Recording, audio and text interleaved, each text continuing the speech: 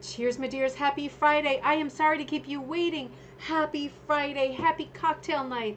The first one in a long time. Good to see you. And cheers, my dears. Let me do a quick one of these.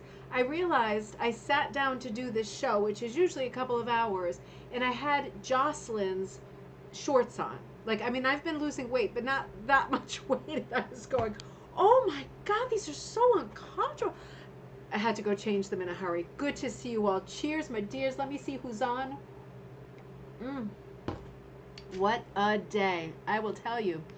Let's see. Oh, my buddy's done. A happy Friday. And your +1 Chardonnay. I love it. I think I have Chardonnay too. Maybe it's Sauvignon Blanc, but it's something nice and dry and white and summery. Robin, cheers, my dears. I wonder if you drink red wine because you always put a little red wine glass. I was wondering about that. Good to see you.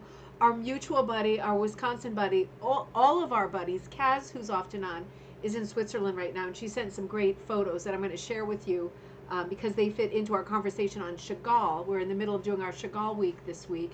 Kat's Gallery, great to see you. Cheers, my dears. Cindy, cheers, my dears. Happy Friday.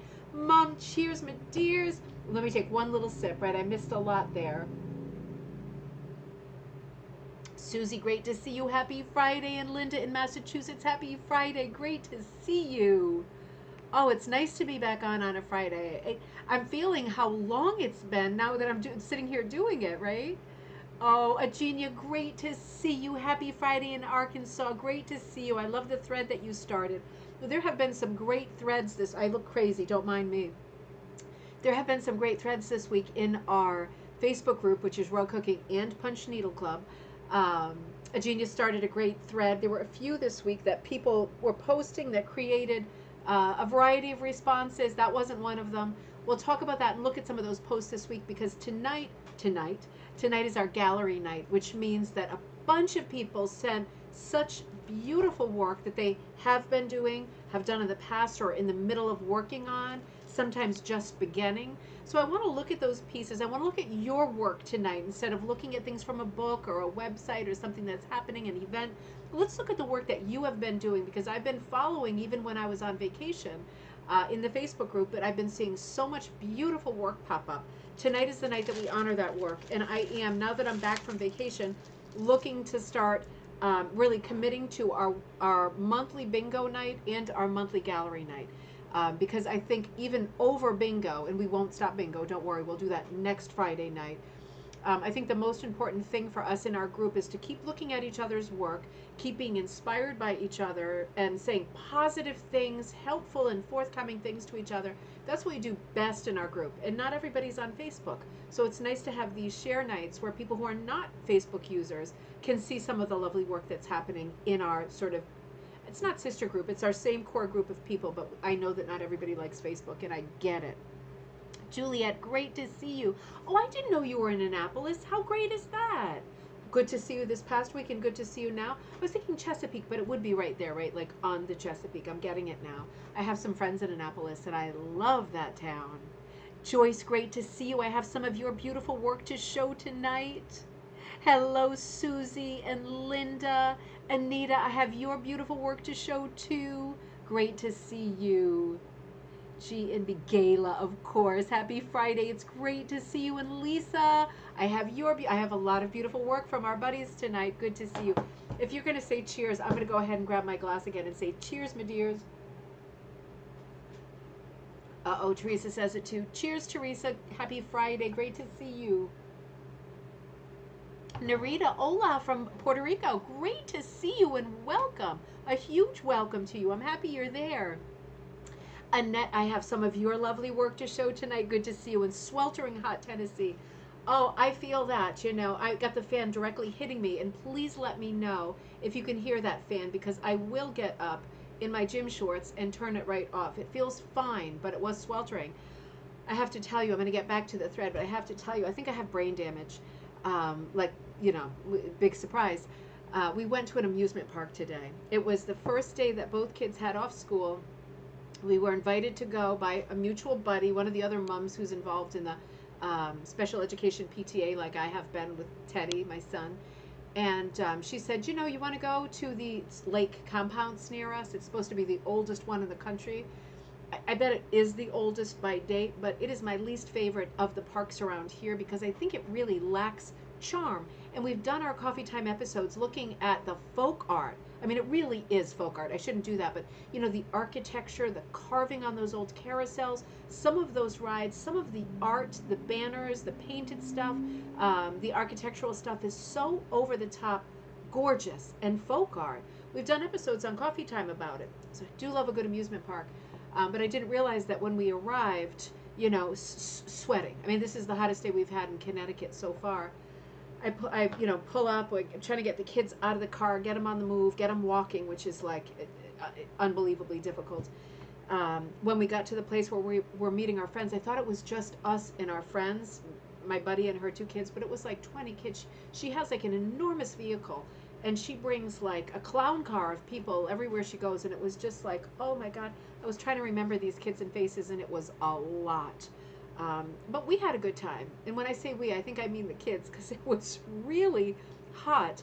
I got so much direct sun because there's no shade at that park. That's my #1 criteria with playgrounds and amusement parks. If I've got to be outside standing there, I've got to be in the shade, or you get brain damage, don't you? I feel like I'm different. I feel like I'm changed. We'll see how I make it through the show, but it is sweltering here too. I'm sure Tennessee is much worse. I should not be complaining. Whew, Sharon, great to see you in Delaware. We have a lot of buddies right midway down the coast. That is good to know, and good to see you. Happy Friday. Lori, happy Friday. And Linda says happy Friday. Hola, even better to Narita. Ryan, I'm glad you came. I have some of Ryan's work to show you tonight. Ryan, I'm going to wait until we come up to your slides. Ryan is on Facebook, on our Facebook group, Rug Hooking and Punch Needle Club. And Ryan does the most insane, over-the-top, enormous vintage patterns. In my mind, Ryan, you own that sort of niche of rug making. I can't think of anybody that does it as much as you, as big as you, as often as you, or as well as you. So we're going to look at some of Ryan's rugs, because I realized in putting this together, I was looking at the page and I was thinking, somebody like Ryan, that, you know, if people are not on our Facebook group, they have not seen his stuff. And you have got to see his stuff. I'm going to show you what he's working on now. Ryan, I want to do a whole episode on you. I was going to tell you that not live, but I want to do a whole episode so we can talk about your choices for your vintage patterns and just the enormous, epic scale of work. Everybody is always astonished, size-wise and quality-wise, by the nature of these huge vintage pieces, like bigger than tapestries. They could go up in the breakers, you know, in one of these Gilded Age mansions, and they would be the right size. It's great work. Barbara, great to see you. Happy Friday. I hope I see you tomorrow for the Chagall class. The second and last Chagall class that I'm running, they're all independent of each other, is tomorrow. I'm going to link that in just a minute. Chrissy, I knew you would be here, and I hope it's okay that I snuck one of your pieces too off of the Facebook group, because I figured you'd log in and I wanted to have something of yours to show. Cindy, great to see you. Cindy knows about Ryan. It's a whole new world. Aladdin style. It's a whole new world. So one more time, cheers, my dears. Good to see you, everybody. I'll be looking at the thread over here and see what you're all saying about these pieces. I'm kind of going in no order, just chronological order, according to the first wave of people who sent me things to share. And then I had kind of a little bit of downtime. And I pulled some stuff off the Facebook group that I thought, like Ryan stuff, that I thought was important to share with our buddies who are not in that group. And then I got another wave of stuff like yesterday and today. So I added, I'm pretty up to date, unless something came in the last 10 minutes. If you sent me something 15 minutes ago, I managed to get it in the show, brain damage or not, right? Great, Barbara. Karen, great to see you. Anne, great to see you. I got your second piece in, Anne. I got your bunnies in. Those are in there. I was good. I was expecting some last minute arrivals, and I love that. It keeps me on my toes. So let's get started.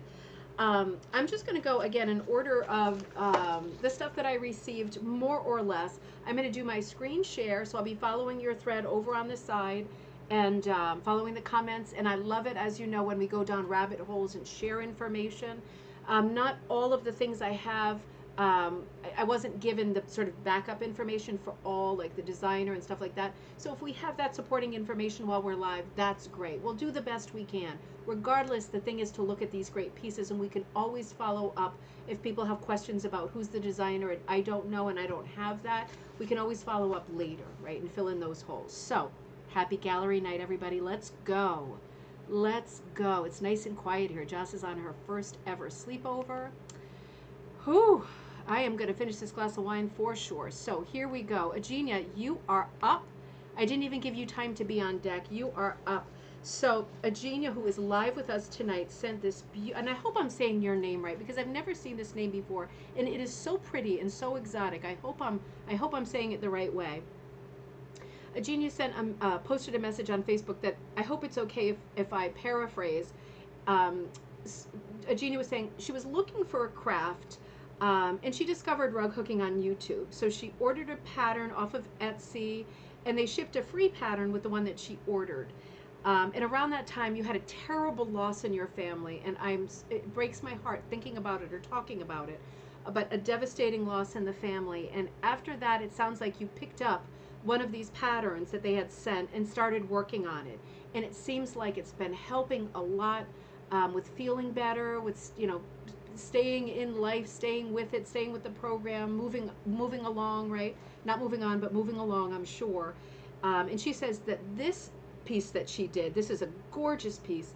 This is by Red Cabin Rugs on Etsy. You punched this with yarn, and you dedicated this rug, which is your first ever rug, to your daughter who passed away. And that is the unspeakable tragedy, but this is a lovely sort of memorial. It's a lovely piece to have done in her honor.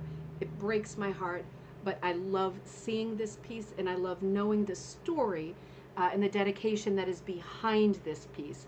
And I have to say, for a first piece, this is amazing. You did a lovely job. You worked with a lot of the same colors. There is not a lot of color variation on here. It is really well done. You've got a dark gray, a light gray. This could easily have become very muddy, very unclear, but it pops. It is lovely. It is festive. It is traditional. I love the sentiment of peace. It is just super well done. I like the spiral folk designs behind the tree design, maybe a tree of life design, and I like the stars around the background. It is just beautiful.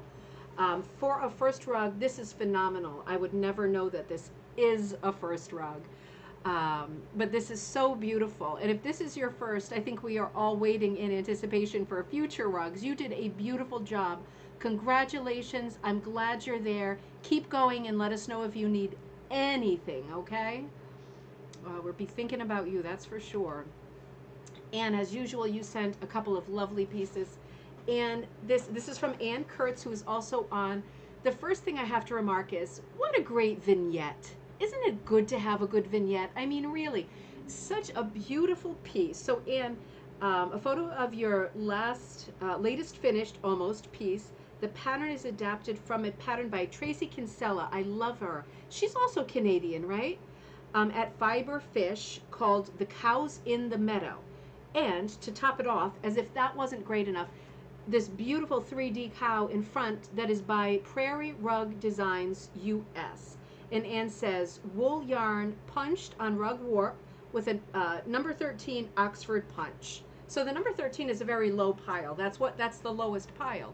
You've got the high heels up in that, what's called the high heels 13, up in that range that is about as low as it goes without falling apart. Absolutely beautiful. Some of the things I love about this piece are the sort of the cartoon quality to it. I love the vast sort of panorama, the expression on the cows' faces. I love that little scattering of red flowers. It's super cheerful, isn't it? Almost like little poppies. I think my favorite element, crazy, is that sort of Van Gogh haystack that's rolled off to the side. It is just beautiful. It is so well done. Punching can be hard. If you are a beginner puncher hooker, punching can be hard. Getting that height right, working backwards to forwards, which you must do when you punch, can be tricky. It can be hard. And this looks like a remarkably nice even piece. You know I don't care much about evenness, but this does look remarkably even. It came out great, and that three-dimensional piece is the absolute perfect complement to it. I love what you did in both places. You know, is that like little branches and sticks and stuff for the legs? Is that what you did, stick like little branches on? Those little legs are so spindly and sweet. It's just adorable. I'm gonna wait for that answer because there's a delay, and I'm gonna move on to the second piece. Anne sent this piece today that I had to include. I tried to include the top of this really nice. What is that? Is that like a statue, the cat down at the bottom? Or is that like some kind of chocolate mold? I shouldn't even be asking because what we're really looking at is the second piece, the egg hunt. And this is by Wild Cranberry Rugs. It's done on monk's cloth, again, with Anne's Oxford number 13. So lovely mountains, right? That is really, and you know, this one is so festive. I suppose it's an Easter design, but I would keep this up all year. I love it when you do these barnwood backings with the tray. We've talked about this before. I just love this. It's so smart. Is this that tray you have, Anne, that you take the rug off and swap it out for different seasons? Because I remember you saying that in a Zoom, that you had this beautiful like old time wood tray. And that you swapped out the thing and used it as a frame rather than a tray, which is very, very smart. And you know, a lot of these stores, like, you know, where I am, a lot of these kinds of really inexpensive stores, discount stores, Home Goods, you know, often does sales, and TJ Maxx, sometimes the dollar stores that aren't actually a dollar, they often do have like barnwood stuff for a pretty good price because barnwood is not cheap. It's not a bad idea to think about looking for this kind of being a copycat and looking for this kind of a tray there that you can use instead of a frame to display your work, because it's so primitive and appropriate for what we do, isn't it? And these are both such beautiful pieces. You killed it. They're gorgeous. My mom says cows are always wonderful. The punched piece is great and the three-dimensional piece is fab. They are fantastic. My buddy Ruth sent some, you know, this is such a different one. Ruth sent this picture. Let me pull out the text, and I said to her, thank you so much. This is something different. So this, I'm going to describe to you what this is. This is a very helpful picture. And she said, this is what she wrote, my buddy Ruth Decker. She said, what's on the frame? And she, very literally, this is what's on her frame. She said, recently I was fortunate enough to purchase a Beeline/Townsend floor frame, previously owned by Bev Stewart of Indiana. Bev, a beloved rug hooker, passed earlier this year. The Bev Stewart Memorial Wool Keepers Hook-In is September 9th and 10th in Danville, Indiana. And she said, we will be having an exhibit of Bev's rugs this year. So please remember that. Keep that in mind. I'm putting that on my calendar to remind you, if you are anywhere near Indiana, there will be this sort of memorial Wool Keepers Hook-In celebrating Bev Stewart, and that will be something to see, an exhibit of her work later this year. Ruth went on to say, I absolutely love my Townsend to hook, and I have adjusted the floor frame to eye level for whipping the binding.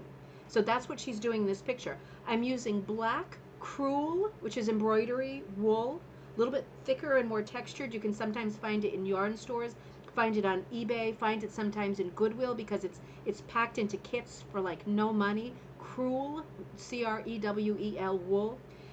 Binding, she says, first I basted the linen in place. I used a wooden skewer, you can see this well in the picture, to wrap my yarn over as I whip. Now you can see that she's doing that. It's a skewer like a little chopstick. She says, I find this keeps the loops at an even tension and a straight outer edge. I'm a frequent viewer. She says she's a frequent viewer of my wonderful YouTube channel, the Binding Rugs video that I hope is very helpful and continues to be helpful. I think this photo is very helpful, Ruth, because you're showing us your process when you do whip stitching. And I can tell that that's crewel. It looks different. It's also sometimes called Persian wool, right?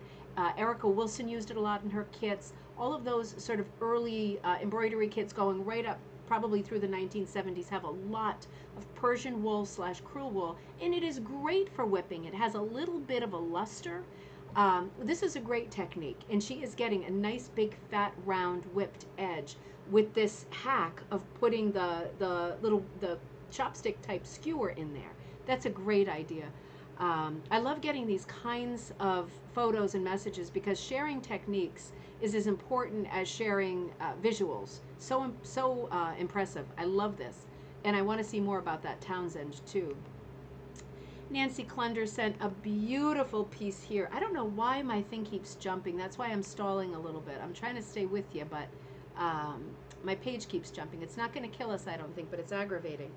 Nancy Clunder, this is gorgeous, 40 inches by 50 inches. She said, I loved this rug so much, I finished it in 1 month.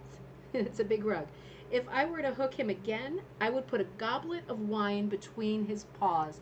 Oh, isn't that funny? I hadn't read that yet. That is too funny. This is, before I even looked, I knew it was a Happy DeFranza design. Nancy Clunder is in Kansas City, by the way, if anybody else is out there. I love Happy DeFranza's designs, not just because I've met her and I think she's an amazing person. She was an amazing designer. She did, I mean, she's still alive. She did so much with 70s and 80s, even 60s. Beautiful, mostly animal-driven stuff, a lot of cats. I think we're going to see 2 more of hers later. This is a very rare one. You never see the lion. And I'm really happy, Nancy, that you sent this, because this is the one of the DeFranza catalog that I just don't see. I love the way that you've worked with. Look at the coloring in the lion. You know, it really reminds me of an Edward Sands Frost. It's that well done. Beautiful round head, very shapy. The body, lots of striations, lots of color changes, but all within the same tone, right? That keeps it lively, it keeps it interesting, it keeps your eye moving, but there's no confusion here. The little sort of white chops, white cheeks with the black nose, and those eyes to me look almost like glass, like 3-dimensional. Lion-hearted, absolutely. I just love this piece. I just love the roundness of his head. He reminds me of the door knocker in Scrooge, you know, the musical version with Albert Finney. I love the black as a background, and that border is amazing. That very simple line border, that it's just like a jag up each one, every other one just jumps up. It's like a simple line that's broken, that's interrupted. That is so smart. I don't know if that's part of the pattern or if that's your invention, but that is so smart. When people are trying to think of a border that does not distract, that's simple, but also different, that is it. That is so lovely, and obviously it really picks up. Oh, do you have this pattern? Robin, you have this one of the lion. Oh, great. Wendy, good to see you. Your piece hasn't come up yet. I just love the red, and I love the red of the tulips. Just the body of the tulips, the size of them. A little bit of color change in each one. Color changes in those leaves going from that really summery, crisp spearmint to those really, you know, dark sort of olivey gold, more autumny winter greens. I love the whole range of it. Very limited color palette, browns, greens, reds on a black background, and yet it manages to be a wildly colorful rug. I think this is just amazing. Me too, Shannon. I have never seen this kind of a border before. I was super, super stunned when I saw that. I thought that was just over the top fantastic. Tara sent this great picture. We've been watching the progress of this in the Facebook group. She drew, and she is so good. She is so prolific. It's crazy. But she drew this. I feel like, I'm not sure if you're on, I feel like you did it with a cup or something like that. Like you had a shape that you just repeated. You were doing it in the old time, thrifty style of the 19th century, where you take something that's at hand and you just work with it. You just make it work. One upon the other upon the other. This is sometimes called clamshell, scallop. It has different names through the ages. This is basically the lamb's tongue pattern as a repeat. And we got away from calling it lamb's tongue because lamb's tongue evolved into a border design. But originally, a repeat pattern in this style was also called lamb's tongue. We're calling this now most often clamshell, and it is just beautiful. Linda, you're right. The tulips with the great balance with the 5 tulips being the odd number. That's always helpful. Absolutely draws the eye right around. Now, what I really like about this, a few things. It's hand-drawn. She's given herself color indications. You can tell she had her Sharpie out, and she's telling herself where she wants the purple, the black, the green, the yellow. And she's using more than one shade of each color. So same color family, but lots of greens within the green, lots of reds within the red. She's outlining, not super thick. So the outline is almost like an afterthought. It really supports the structure of a piece like this with this many color changes. Particularly within each color, but it is so lively, so dynamic, so cohesive. And you also notice, this is one thing that Tara does a lot. If you're new to us, you might not have seen this yet. She works on a floor frame, like a Chetty Camp style frame. She's in Canada. And what she does, she secures it top, sometimes broken glass, Barbara, but broken glass is more often used for more of the mosaic look, like the jigsaw. So when it's rounded like this and this kind of symmetrical, it's not actually broken glass anymore, but I wouldn't be surprised if sometimes it was called that. The broken glass is meant to be like sea glass, like very irregular around the edge, but it certainly has the same look and the same feel. So when you work on a floor frame like this, you rarely have a piece that is super large, right? You're not always doing a floor-sized rug. So what Tara does is what so many people have done through time, figured out ways to secure it.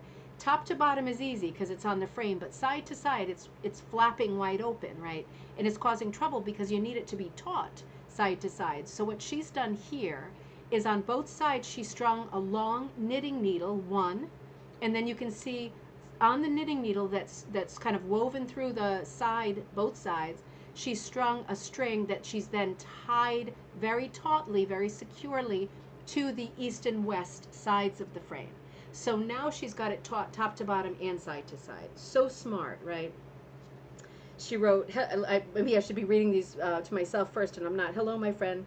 Since you asked so nicely, I thought I'd share my progress on. Now, she's calling it broken glass. Barbara, that really makes me think, because you're both Canadians, and I'm wondering if you are used to seeing this pattern called broken glass. Because for me, broken glass is very specifically the heirloom pattern that is interchangeable with jigsaw. But this might be a regional language thing. So I'm gonna backpedal and say maybe. Oh, Nancy, on that on the lion, you did the border yourself. I'm glad that you are there, and I'm glad that you added that, because I want to give you credit and say that red broken border was brilliant, and you are brilliant. That was just gorgeous. Ooh, walking. Oh, I see what you mean, Donna. She did call it walking on glass. She absolutely did. You're right. I think she did because thank you. You remember the thread better than I do. She calls it walking on glass because she used glasses to draw it. Thank you so much. It was so cute and clever. I forgot about that. That's really the prestige of this piece, is that really funny name. So funny. Oh, that's okay, Narita. Technical problems always happen. I hope you're okay. So I'm going to move on. I was just reading the rest of her note because I hadn't looked at it yet. She's so sweet. All right, let's see. So this was Tara's piece, and I'm moving on. Cindy, I have one of your pieces here.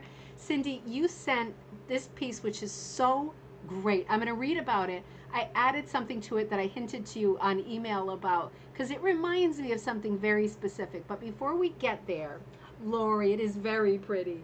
Cindy sends this piece. Hi, Deanna. I finished my first rug, and I'm on my second. So crazy. But this is Cindy's first rug.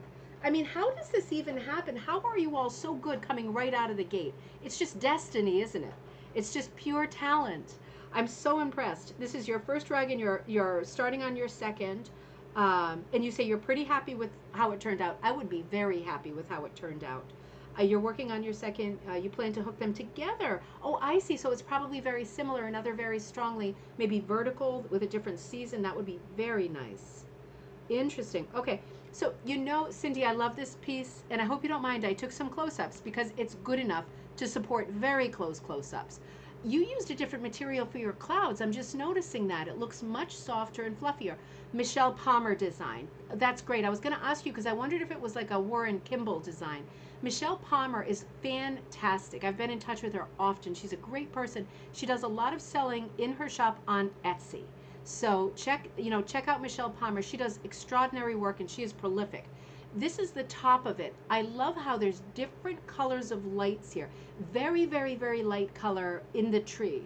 But then the sort of clouds and the little smoke plume that's billowing out of the chimney, that looks like a much more felty, sort of roving kind of a material. So I took a picture of the top, and then I worked my way down. You used yarn for those parts. See, that's so good.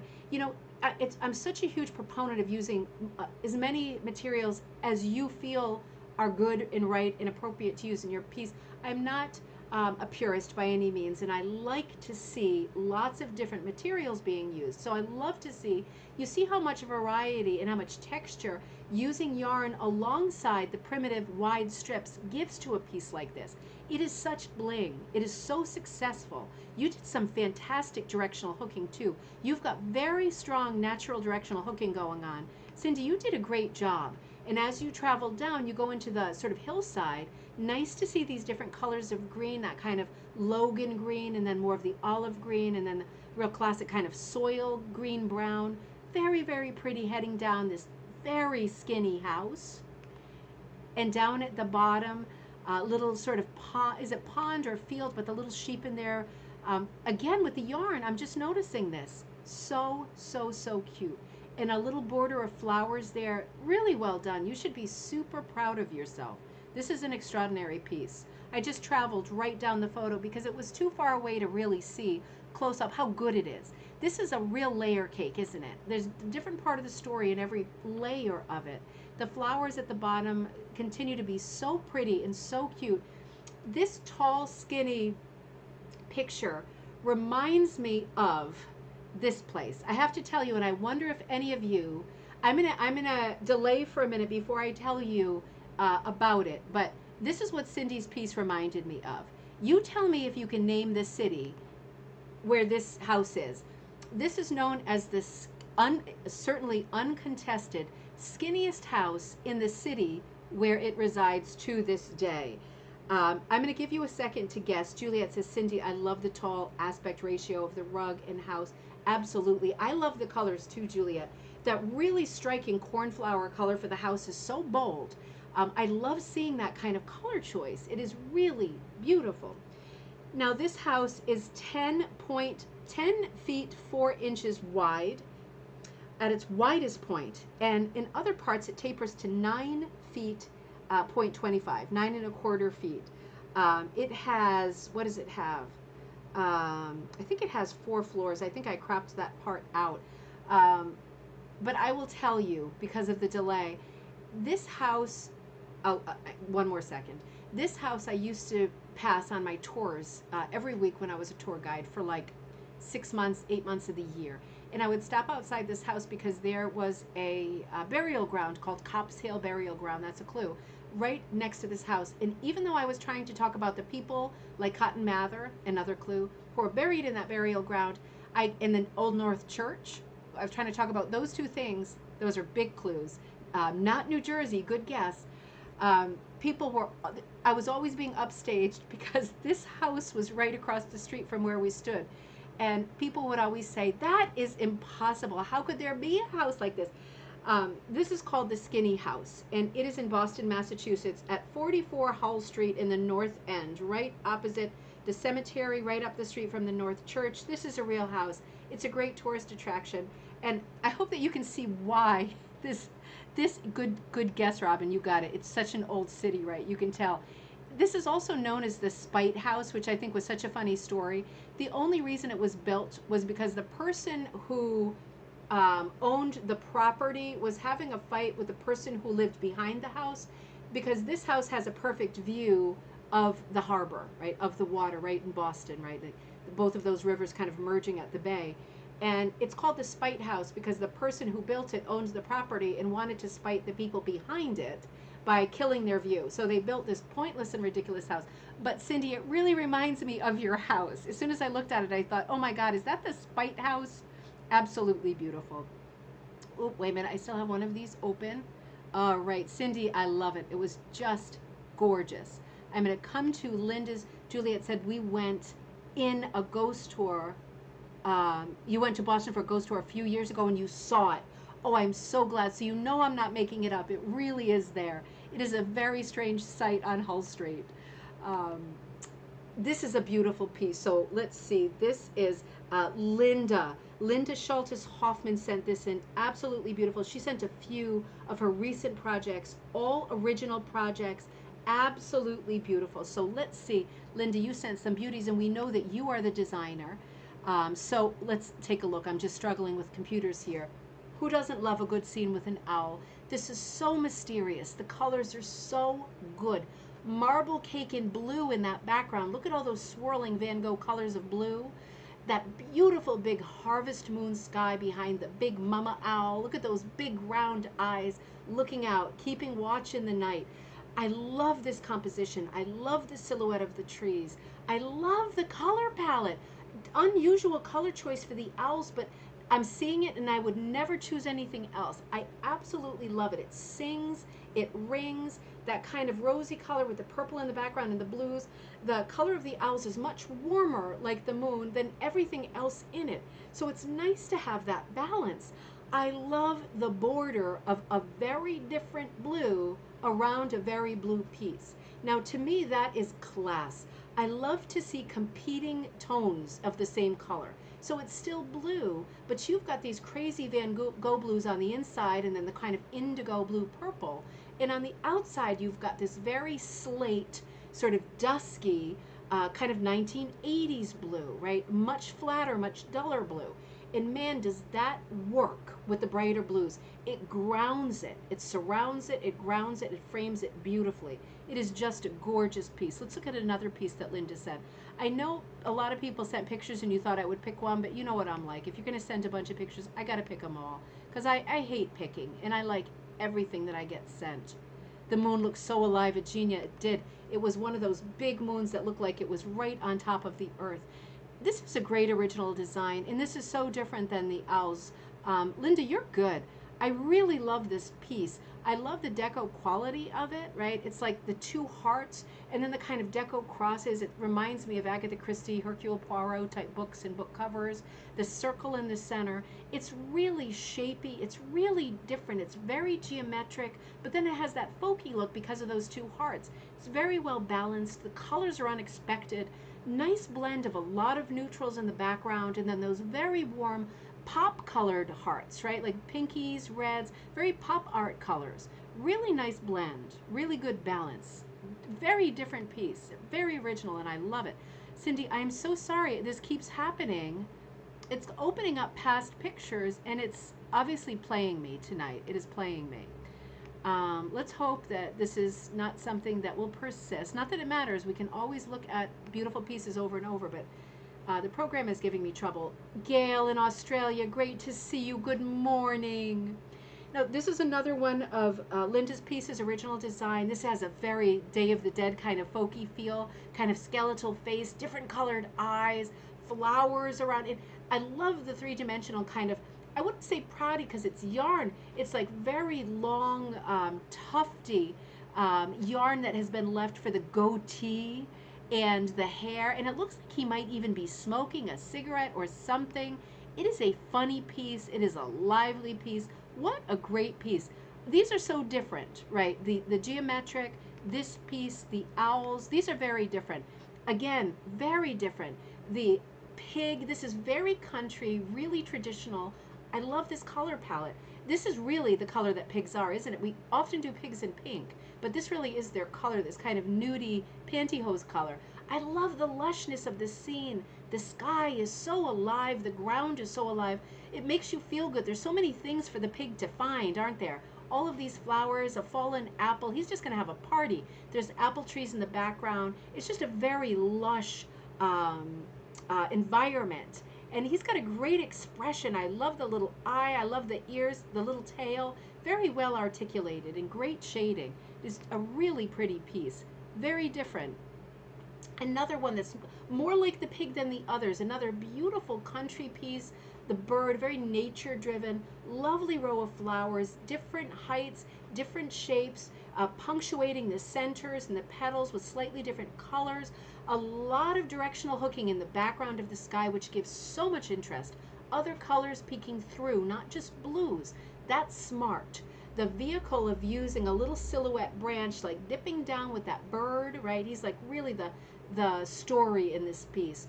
Again, it gives you that feeling of bounty, doesn't it? Like the pig surrounded by interesting things to eat. This is like the bird surrounded by nature, places to hide, places to nestle, places to be. I mean, it's just very lush. I love all these colors of green that are springing out under the flowers too.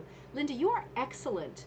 The colors are exceptional, Suze. You are excellent at color. I was just going to say the same thing. You are excellent at layering a composition in terms of design elements, but you're really, really as good, excellent at making color choices that make sense and are not limited. You're not filling in the lines and giving us a red flower. You're giving us a red flower with sometimes a blue center, sometimes a brown center, sometimes a black, different colored petals. You're giving us a blue sky with turquoise, with cherry, with raspberry, with white, right? Lots of color changes. Really stunning, Juliet. It really is. It's a great piece. Very different. I'm glad that you sent these. This is work that I have not seen before. Another natural world, beautiful little doe sitting down, little spotted body, and another one of these colorful skies, unexpected. A lot of great directional hooking with the greenery, kind of reaching up, kind of hugging and surrounding this little animal, hiding this little animal. This composition also makes me feel good because it makes me feel like the grass is so high that the little animal is safe. These are all just beautiful pieces. Very smart to put that one element with the leaves coming down because it counters the weight of his head, right? Otherwise, it would be a very horizontal composition. His back creates a horizontal line right in the middle of the piece. So you have the head sticking up on one side. You really want something sticking up on the other side. And what she did was, instead of sticking up, she brought down a piece of greenery. And it balances the height of the head, doesn't it? Very, very smart. Very good composition choices. All beautiful pieces, really well done. Thank you so much for sending them. Gave us a lot to think about and talk about. Nancy, you sent some beautiful pieces too. These are gorgeous. She said, enjoy some of my creations. The Chickadees, which is this piece, is from the late 60s. And I'll tell you the other two in a minute. This is a beautiful piece that you framed. The chickadees are so pretty. I think this is a Pearl McGowan piece. I wonder if you all agree with that. I feel like I recognize it, and it feels right. This is so well done. The chickadees are looking so sweet with the pine cones. Look at the little sort of fronds, right? The greenery, all these little fronds sticking up off the branches. Really sweet. Really well done. Shiny little bright eyes, right? Little dark eyes with a shiny little glimmer. Really, really sweet. I love these chickadees. And this is a lighthouse piece. This one is from 2021. Another one that's by Nancy Thompson. So pretty. This is a Pearl McGowan piece. I can see it in the border. This looks like a very small cut. Is this like a 3 or a 4? Nancy, if you're on, let me know. This looks to me like a 3 because it's a small piece and it's still very small. Looks like a very small cut. I just love the peacefulness of these scenes. This could be Portland Headlight, again, in Maine. I can't read the script on this side, but absolutely beautiful color changes. The water's beautiful, the sky is beautiful, these big fat clouds, right, with these gray bottoms, the silver linings, some birds flying in silhouette, absolutely perfect. The shading on the lighthouse, but my personal favorite part of this composition is the foreground, with all of those color changes, lots of different colors to see. And as somebody who loves lighthouses and looking at the kinds of things that grow around lighthouses, you get a lot of very scrubby, shaggy things, right, in very rocky areas, right, along the water. You do get a lot of crazy colors, a lot of rusts, a lot of olive greens. It's really so accurate, the color choices here. When I look at that foreground, it wants me to take a step forward into it, walk a little bit closer, look down and see what I can see. It is so pretty. Also, in the distance on the horizon, there is a suggestion of another lighthouse or building. And to me, that is so evocative and haunting. Off in the distance, under the the gray sort of low line of clouds, you get this other thing in the distance. You think, oh, I'd like to get over there. I'd like to drive over there and figure out what that is too. I love the rocks, Ryan. It is so, the colors are so good. And it just goes to show, don't be shy about adding more colors in. This is something that the Canadian School of Hookers does better in general than the American Teaching School of Hookers, in my opinion, right? I'm not being inflammatory. I'm just saying, traditionally, Canadians, historically, have been very bold about doing a mashup of colors when they mean one bush or when they mean one little bit of ground. And it is something to be inspired by and to study. Obviously, Dion Fitzpatrick is like the queen of this, but even before her, there were so many people working in this style where you just put in a bunch of colors into a small space, like the sunset, like the end of the day in this piece, a bunch of colors. There must be probably 6, 8 or more colors in that little strip of pink, lilac, salmon, copper, gold, orange, right? That little wisp has so many colors in it, and it makes for so much interest. Your eye, the story is the sailboat, right? But your eye goes to that little sliver behind it, and you can't help but get stuck there because it's so good and it's so interesting. This is another one of Nancy's pieces from 2021. Beautiful coloring here. That background, just that little sliver, right? It's like it's romance. The rest of it, very somber colors, very traditional. Lots of blues, lots of grays. Completely popped by the bottom of that boat being so bright a red. So we've got perfect complementary colors happening, and then that little dreamy sliver. It's just perfection. It is so beautiful, Nancy. You did a beautiful bang up job on all of these. Joyce, you sent some beauties. Let me get to my text. You sent some beauties. Joyce sent a lovely group of rugs. They are charming, whimsical. She said some of these patterns I cut off the first letter of the word.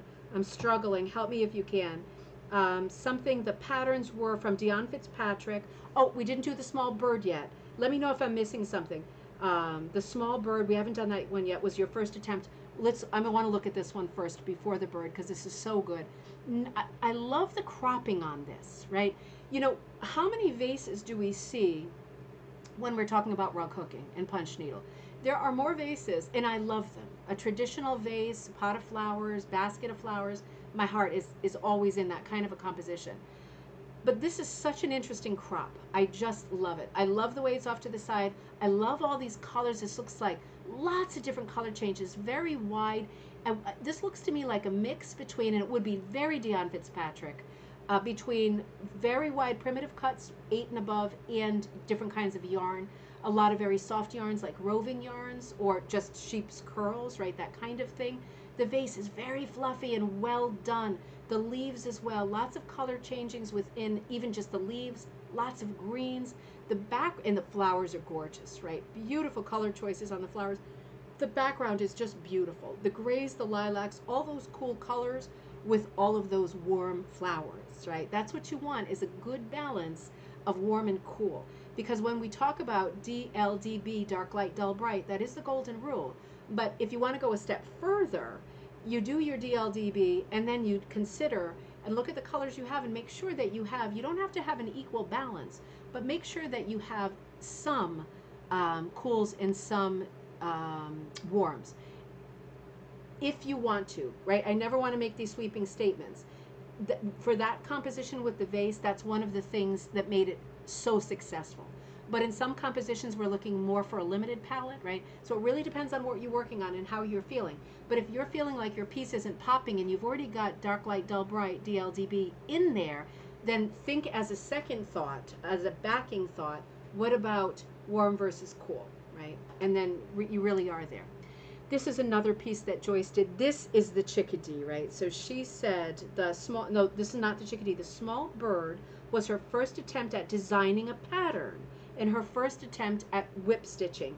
Fantastic. You wrote bad corners. They're not bad corners. They are great corners. It looks great. It is a super cohesive piece. It is super colorful. You are trying to work in the style, you said, of the rug hookers of Guatemala. Now, we covered that whole conversation. We'll cover it again because they are wild with colors. The reason they work in the colors they do in Guatemala is because they're getting the leftovers from Goodwill and all of our thrift stores here, and they're cutting up t-shirts, and they get what they get and they don't get upset, right? So they work in wild colors, and the result is glorious. So I can absolutely see why you're trying to emulate that kind of a feel. And you know, this kind of a feel when you're working with lots of different colors is traditional rug hooking. This goes back to the day of the rag bag where you saved all your crappy clothes, ripped them up, put them in a bag, put the bag next to you, sat down to work on your piece, and your hand just went in there by candlelight, lamplight, rushlight. You pulled out what you pull out and you work with it because you don't have a lot of time. And you're just gonna plug it in where you plug it in. It's that kind of a feel. That's the true spirit of rag rugs, right? This really encapsulates that. It is so beautiful. Great design, great edges, great corners. I love it all. Sue says, reminds you of a mola. Not surprising, right? The Mexican molas are also super colorful in the same vein. Absolutely beautiful. Joyce, I think you sent one more. Oh, you did. This is another beauty. Absolutely beautiful. I love scenes like this. And another interesting crop. I wonder if this is a Dion Fitzpatrick as well, because she crops really well, always in a very interesting way. So pretty. Beautiful yellow house, right? Very Canadian looking. Beautiful white trim like spilled milk, right? White trim, white fence. Lovely directional sort of up vertical directional thrust with the flowers and the sunflowers. Gives you a real feeling for the season. I love that diamond window pane. It is so, so good. Deanne Fitzpatrick also works always with anonymous faces, right? So no sort of facial recognition. It's important with her look that you don't have features because she doesn't want to bring you into the character of the person. She wants to bring you to the scene. And the story here is this beautiful garden, this older person in her garden. She's still doing her gardening work. Her sunflowers are up. Thank God for another summer. All this beautiful stuff growing from the ground. Her house looks immaculate. It is just beautiful. It is just beautiful. Okay, so this is also Dion. Just beautiful. This is Joyce. These were three gorgeous pieces. Thank you for sending. You should be so proud of yourself. Really fun pattern. These are beautiful. All of this work is beautiful. Now this one is very different. So our buddy Kaz, who is almost always with us, she traveled. She was in the Chagall class when we ran it on Wednesday, and she kept, if you were in class with us, she kept losing power because there was a tornado on her street. I was very worried about her, but thank God she sent a message from the airport the next day because she was traveling to Switzerland the next day, and she was afraid the flight would be canceled. It wasn't. So she is now in Switzerland. I'm going to pick up with her later, but she sent this in for our show because this is her first ever latch hook. She doesn't typically do latch, but she said, hi Deanna, I'm sending this photo of my first latch hook rug. I made it as one of the wedding gifts for my son and his fiance. They are into the 1970s look, and she found this vintage latch hook rug kit on eBay. She said both her son and his fiance collect knickknacks with mushrooms, like 70s style.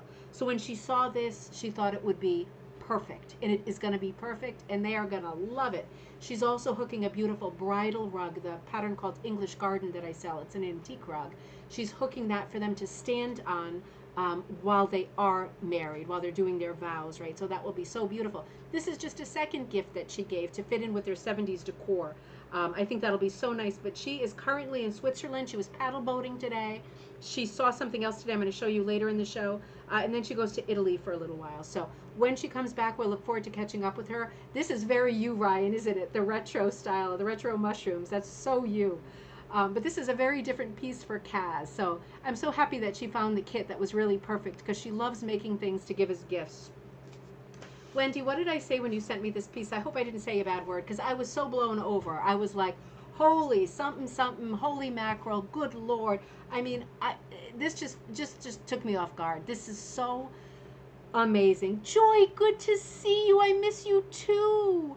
Oh, I hope you and your sister are both doing well. I miss you both. This is so, Wendy, this is so good. So she calls this rug Mornings in the Mirror. She says pattern is from self-portraits drawn without looking at the paper, which made me laugh.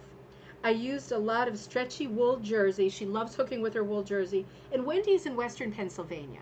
So Lisa, I don't know if you and Wendy have already talked, and anybody else who's from Pennsylvania. I want to know who's in Pennsylvania because I'm heading through that way soon when I head to Sauter. We're going to have to track everybody. We're going to have to put an interactive map up. I haven't figured out how to do that yet, but it's so good to know where everybody's from. Wendy, this is just, I just love this so much, and I love knowing that you did this by sketching, looking in the mirror while not looking at your paper, right? Because this is a great technique. This is a great creative technique for artists. You come up with some funny shapes. But you know, at the end of the day, when you put them all together, you do get a feel for you, and you are gorgeous. Love the glasses, right? I just love the shape, love the hair. There's a lot of consistency, even though it's 6 different days and 6 different color palettes. It is super fun, Barbara. Oh, hi, Lynn. Good to see you. Super fun. Wendy, this piece just, yeah, it had me in stitches, and I just died when I saw it. I just love it so much. I talk about Andy Warhol a lot because we talk about pop art a lot. And when you see something in multiples like this, it reminds me of him. But Wendy, I'm going to say it. I'm going to say it. I like this better than anything that Andy Warhol ever did. I really do. I love the mixed backgrounds. I love the way you did different outlining, like some are outlined in black. The one on the bottom left is kind of purpley and it's outlined in orange. The one middle left is outlined in like a white ivory. The top right outlined in orange and brown. It's so smart that you made those changes. It has such a doodle quality. It also has such a fine art quality. It really is fine. It's a wonderful piece. I absolutely love it. I've got to see more. Dave sent us some pieces from Toronto. Let me pull up. Now, I've got, these are 3 photos to walk us through. I got to tell you what he wrote, because he's always beating himself up. It makes me so mad. He said, "Hi, Deanna. Here's my hooked rug that I started back in February of 2021. Am I the slowest hooker out there? LOL." And I said to him, "No, you are not. No, you are not. And even if you are, or whoever is, who cares? Because this is a masterpiece in the making. This is his first hooked rug ever. He says it's full of mistakes. He had no plan, little instruction, also known as the learning rug for him. He said a friend of mine and I went on a whirlwind rummage through the countryside. And as the first picture shows, I was inspired by an old telephone. I'm going to show you that picture.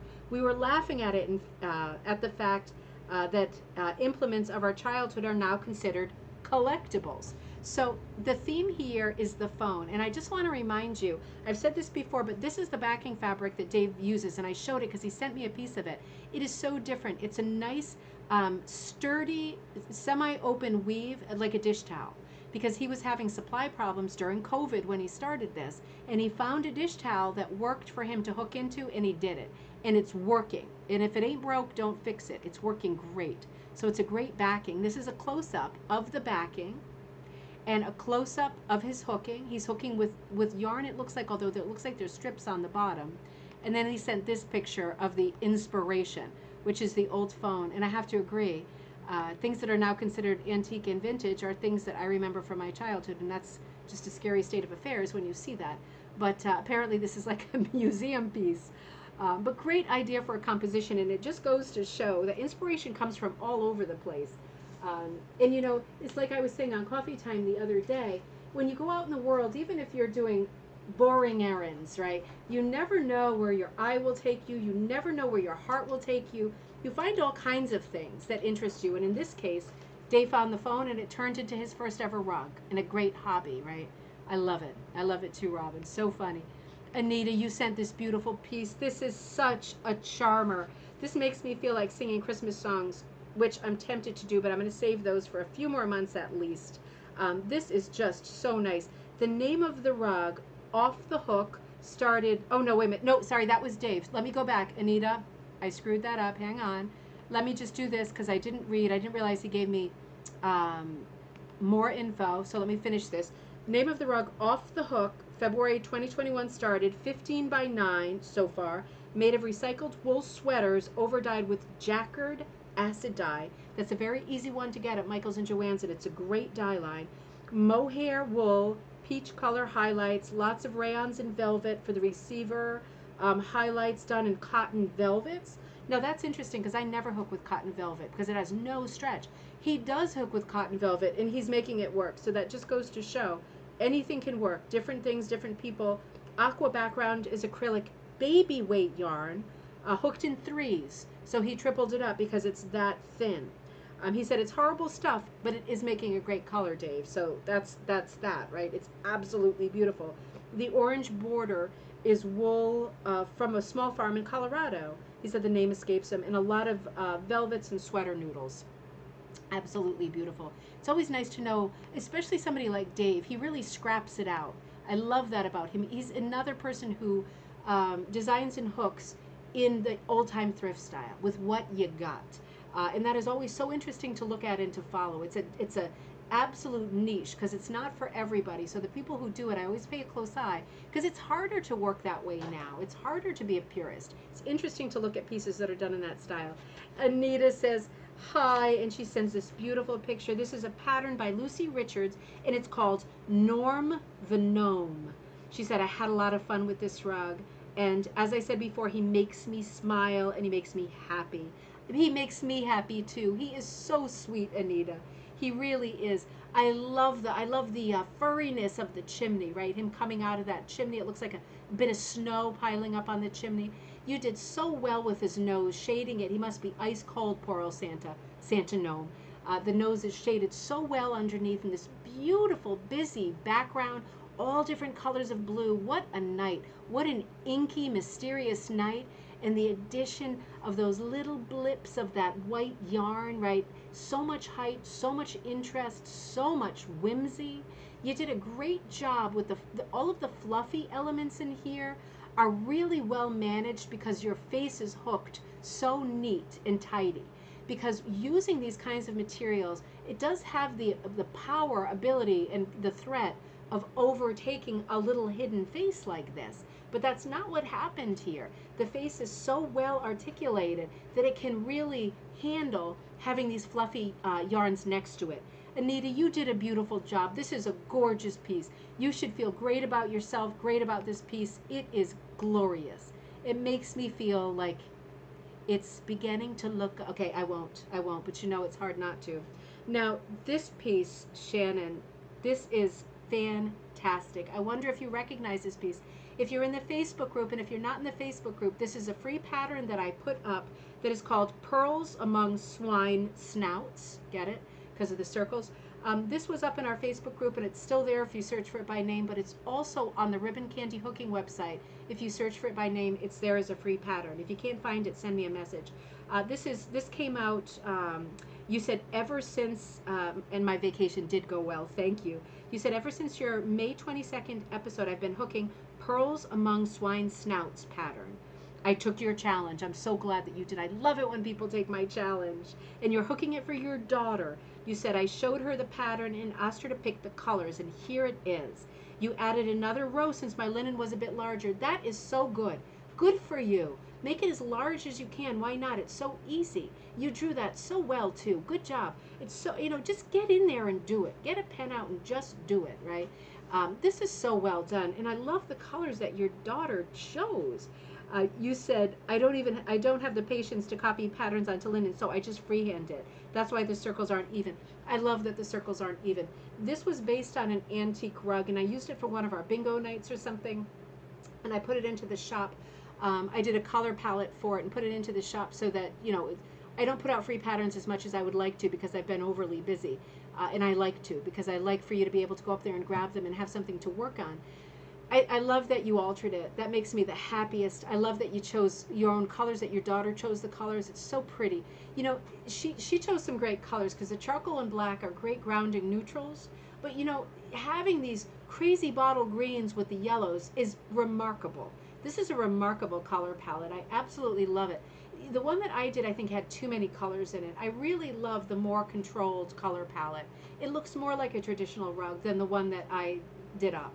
So I really like it. I'm super impressed. I'm so glad that you sent it. I hope your daughter continues to love it. It is really a nice piece. I'm looking at it in a very small thumbnail on my view, but it looks like a really wide cut. Shannon, is it like a selvage cut, or is it like an 8 or above? It looks super wide. So much motion in the background. That's a compliment. So much motion. I can see, the end sticking up, and I can see all the little dit dots, right, on the surface, and it's just exciting to look at. It really is a beautiful piece. It's reminding me how much I like the color bottle green, and particularly with this kind of charcoal gray. That really is so smart. You did a wonderful job. It is fantastic.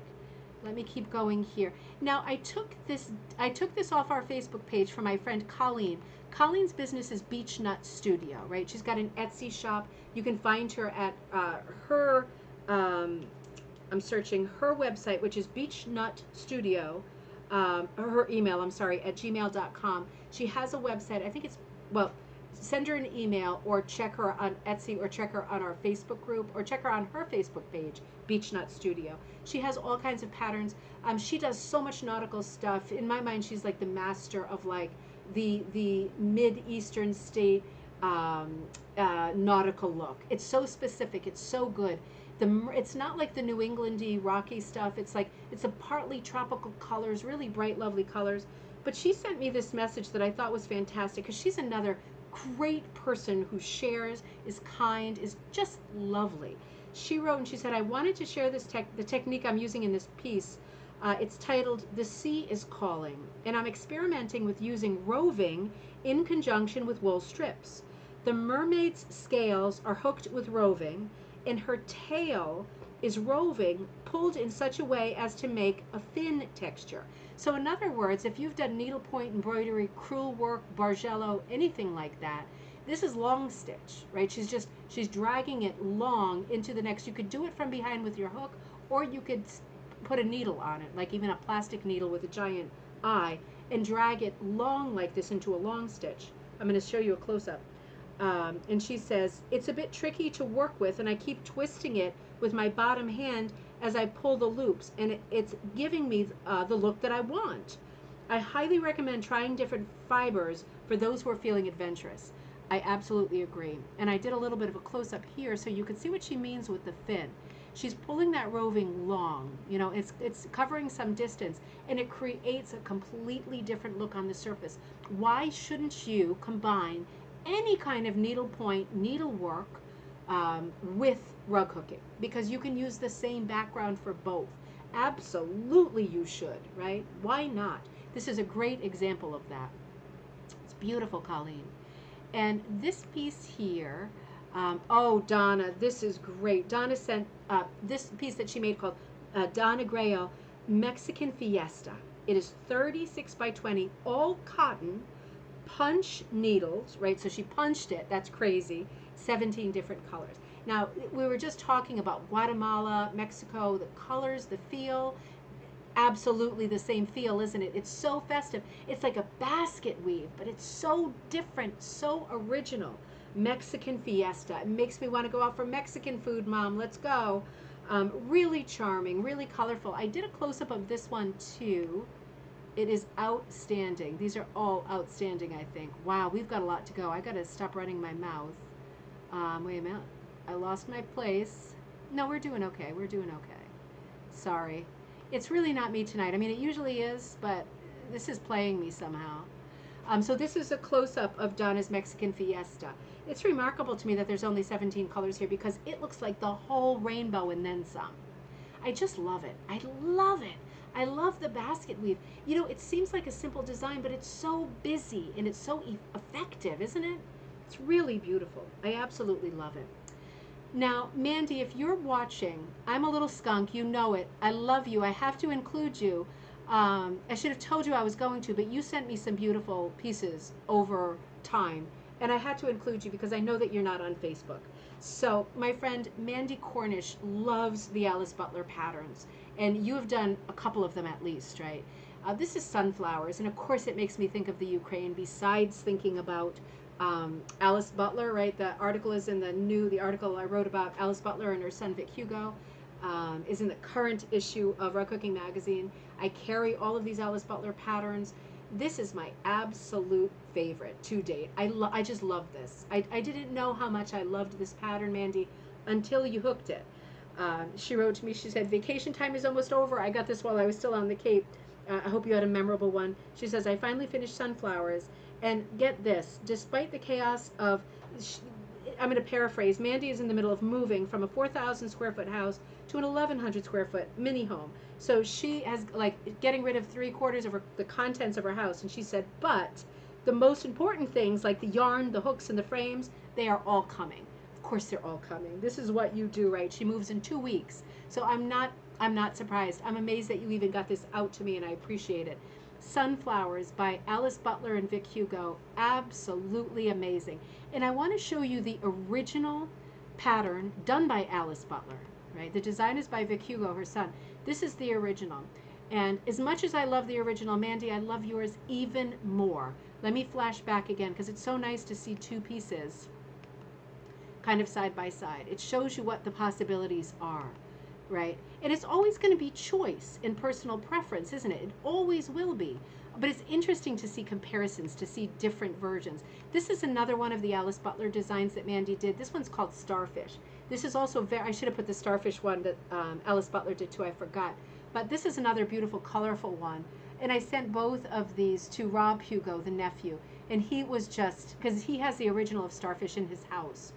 He was just so effusive, excited, delighted, impressed, moved at seeing these hooked. And as people send me examples of them hooked, I am sending them to him because he forwards them to other family members who are interested in us taking up the Alice Butler designs. They're so proud that there is interest and energy surrounding the designs of Alice Butler and her son Victor Hugo. These are beautiful, Mandy. I absolutely love them. And oh, and you sent this cute picture I had to include too. She said, quality control approves, right? And the kitty sitting in the distance. You know, our cats are always in our pictures, aren't they? And they always seem so indifferent to the great art that they're sitting next to. Isn't it funny? Now, this one was posted in our Facebook group too by Leah Maines. And, you know, I noticed some of Leah's work a while back, and then I didn't see her put up anything for ages. So I was a bit worried, but I didn't want to be a pest and start, you know, sending crazy emails out because I don't know her. But I was very happy to see this pop up because for me it had been a while. Maybe I missed something. But this is just so beautiful. Leah said, I've had COVID and pneumonia, but I finished this mat. My cats love to hang. And Leah is from Maine. Leah is from, what did I write? I thought I wrote, maybe not. Maybe I made that up. Did I make that up? No. You know, I don't think she is. I think it's her last name is Maine. I'm sorry. I told you I had brain damage, right? I told you I got too much sun today. There's another person in here who's from Maine. It's not Leah. It's her last name. She said she had COVID and pneumonia. She finally got through with this original design. She's an amazing original designer. It's all wool and silk on monk's cloth.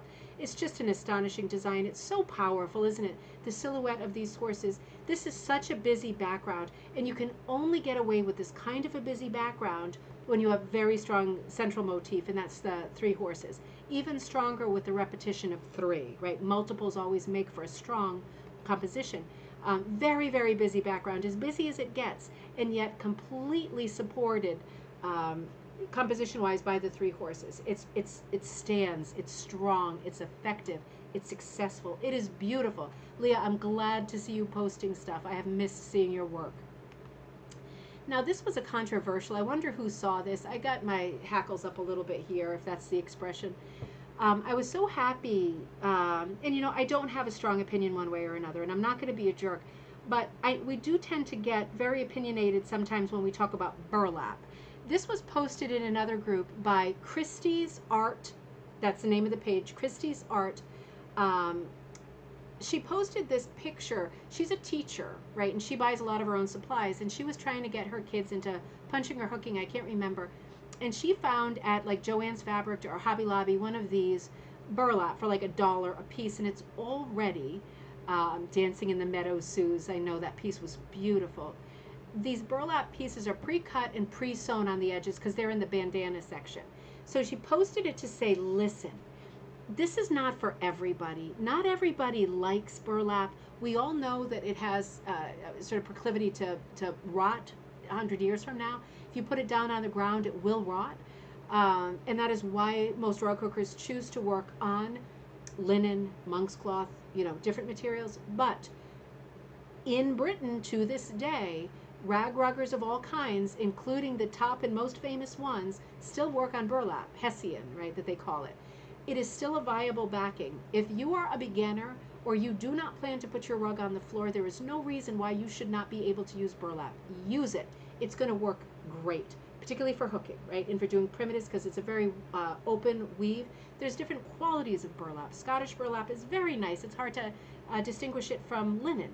But this is a very sort of craft burlap. But if you are a beginner and you can get a backing fabric that is already sewn for you, particularly if you don't have a sewing machine, and it's not going to unravel, and you can put it in an embroidery hoop and you can get practicing for super cheap, that's exactly what you should do. That's exactly what you should do.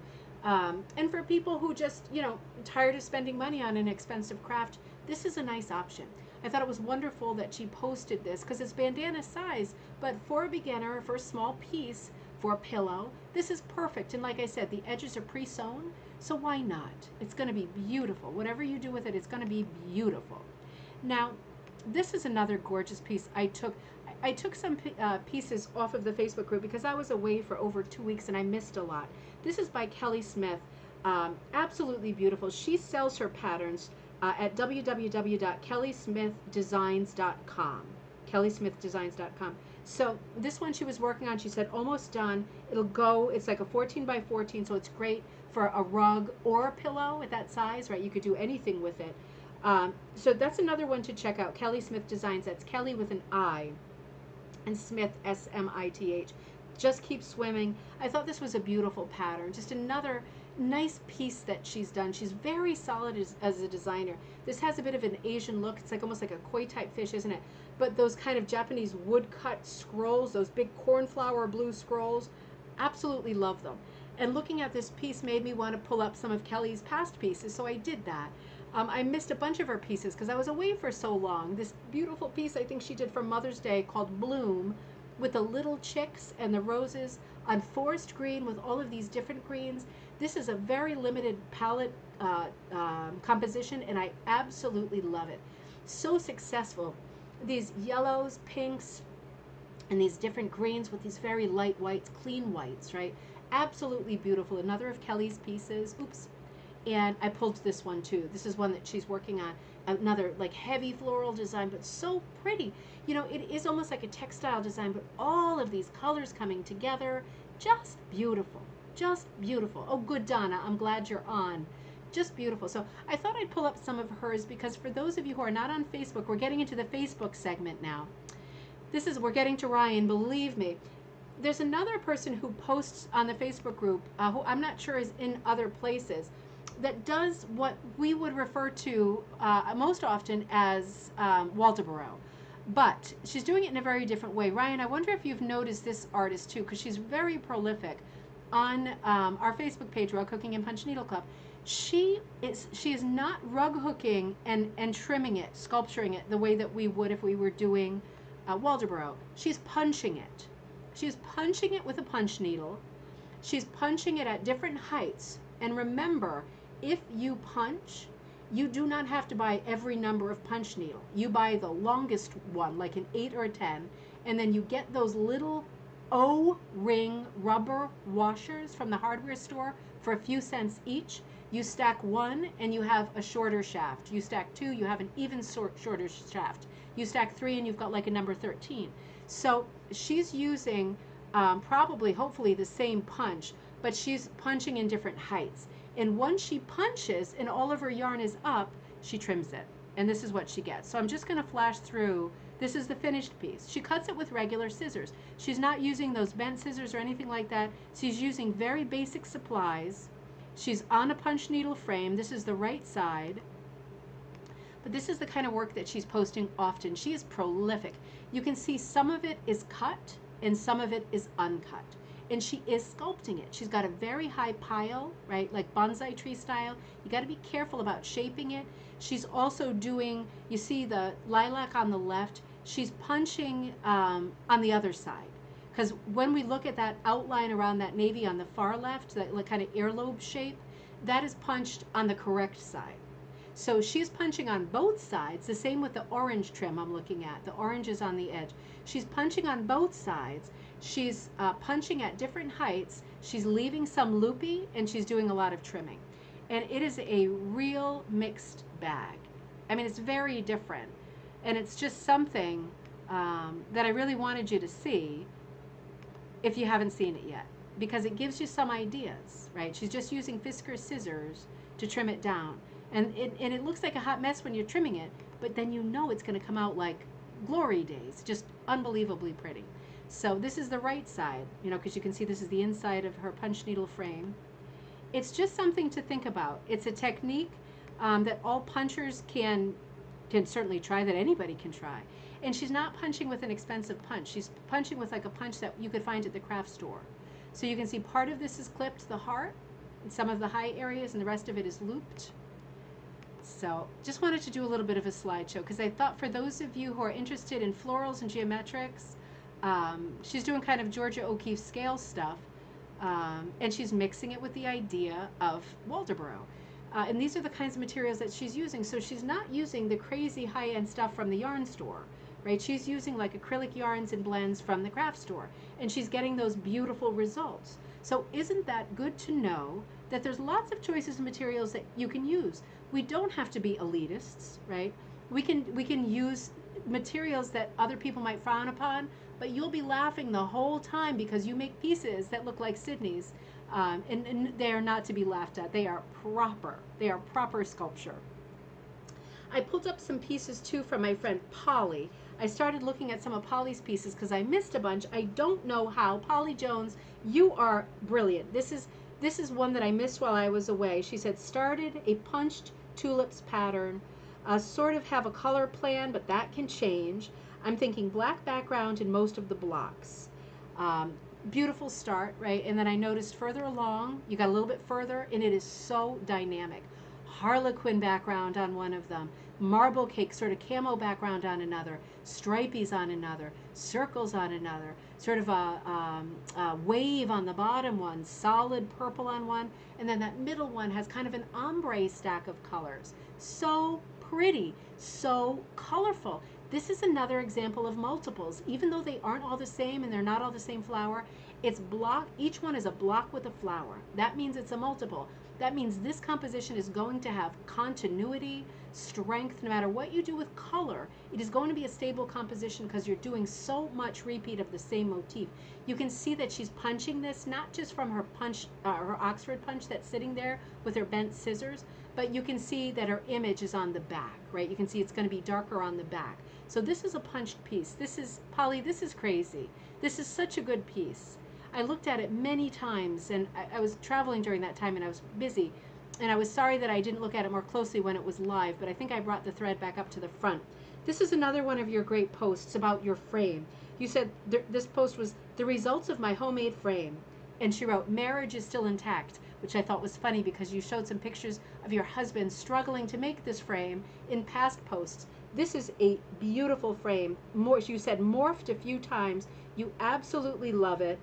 So much it might get a golden ring to show my devotion. There you go.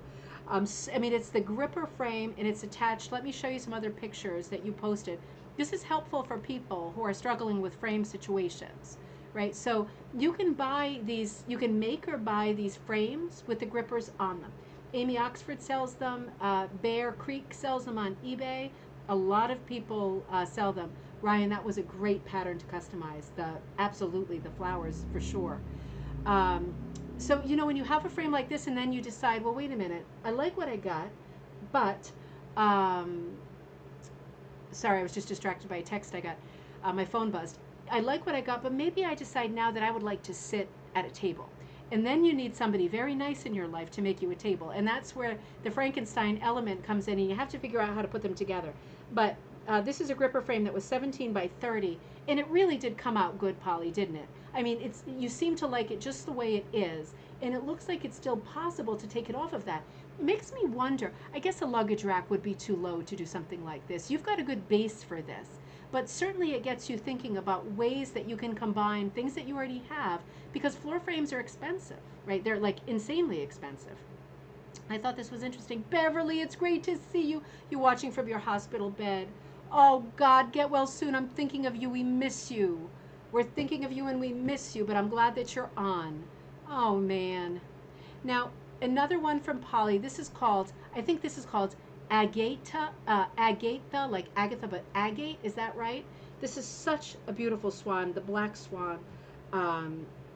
I think that yes, you wrote this. This is from January 14th. That's how much I was stalking you, Polly. January 14th, she wrote, this pattern I found on eBay, and I decided to research the age of it. Well, as it is stamped NRA member and trademarked by Wonder Art, it has to be from the Great Depression era. The pattern was printed during Roosevelt's New Deal. This is a National Recovery Act rug. Now as I'm hooking this rug, I'm feeling it. Happy hooking. That is such a great post. And I remembered that from January when it came up. That was a great post, a great sentiment, a great historical tie-in. Really thoughtful. I'm really grateful for posts like this. I'm grateful for all the great posts we have. This is such a beautiful piece, and to know the history on it, just stunning. Very moving, very stunning, stirring. Great sunbonnet, Sue. Now, this is something you have in common with Ryan, right? You like to do these vintage patterns. Is this an Aunt Lydia, I wonder? Because I recognize it, but I'm not quite there. trying to look for a clue in the border, but I can't see it well enough. It's certainly a sunbonnet Sue, but it's a mature sunbonnet Sue, right? It's not the dumpy one that looks like more like a sort of Holly Hobby character. This is when sunbonnet Sue looks older, but you still get the side view with the bonnet, and we're still calling this a sunbonnet Sue. I know Aunt Lydia did a ton of this kind of design in the 1930s, 1940s, 1950s. So it might be one of those, but this was the starting photo, and this was a little further along. And I just thought, man, that is so exquisite. That is so exquisite. Because I'm not one for sunbonnet Sue, but when I saw this, it really got me. Just the composition of flowers, it's like a symphony. Those trumpet flowers with those big, wide open red flowers, all stacked, so pretty. Again, these olive green colors, there's something going on here. When you mix the kind of pistachio nut colors with these olive greens, it makes magic. And in the distance, these deep blue colors of the sea with the very light sky colors. I feel like I see an animal behind Sunbonnet Sue's head. Do I see like a moose or, do you see that, or is that me? Did I have one too many swigs in between? I feel like I see an animal pointing in the same direction as her face right on the horizon line. And I love it. That is really mysterious. And if so, I wonder if that was part of the pattern. Polly, I think you were on. If you're still on, let us know. That is really an interesting thing. Man, if not, I'm going to really think that I did get sunstroke today. You're right, Beverly. This could be called just a Southern Belle for sure, with this big antebellum style dress. That is so pretty. So pretty. Well, guess. Oh, wait a minute. No, I have one in between. I thought I had Beverly next. Wait a minute. No. I'm skipped too far forward. Lisa, you are on deck. I'm going to be looking in the thread to see what I can find out about that animal that I'm seeing. Looks like a panther. Okay, you saw it too, Juliet, so I'm not that far gone, right? Lisa, I love this. Lisa Briggs, my buddy. She says, hi, Deanna. Here's my rug submission. The creator. Okay, so she said for Monday night or Friday night. It has a G. That's why I'm struggling. For Gruday night. Gruday night. I love it. That's a typo, but it's funny, so I like it. The creator of the design allowed me to change the cat to look like our Charlie girl and provided me with the colors that I needed. That is really nice, isn't it? I'm not sure how I feel about the face and paws, but I did my best. She says, I don't hook as fast as I'd like to, and not as often either. When I do, I only last about 45 minutes until the tendinitis in my wrist starts to bother me. I think that's a sentiment a lot of people can identify with.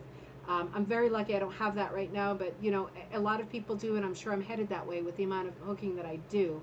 I feel for you. I feel for you. I hope you get as much done as often as you can, and definitely think about alternating punching or prati with hooking, just to get more craft time in, if you have the time, right? This is an absolutely beautiful piece. Flower Pot Cat. She said she has so many projects to choose from next. She's thinking about a Halloween design. I'm always a big one for a Halloween design.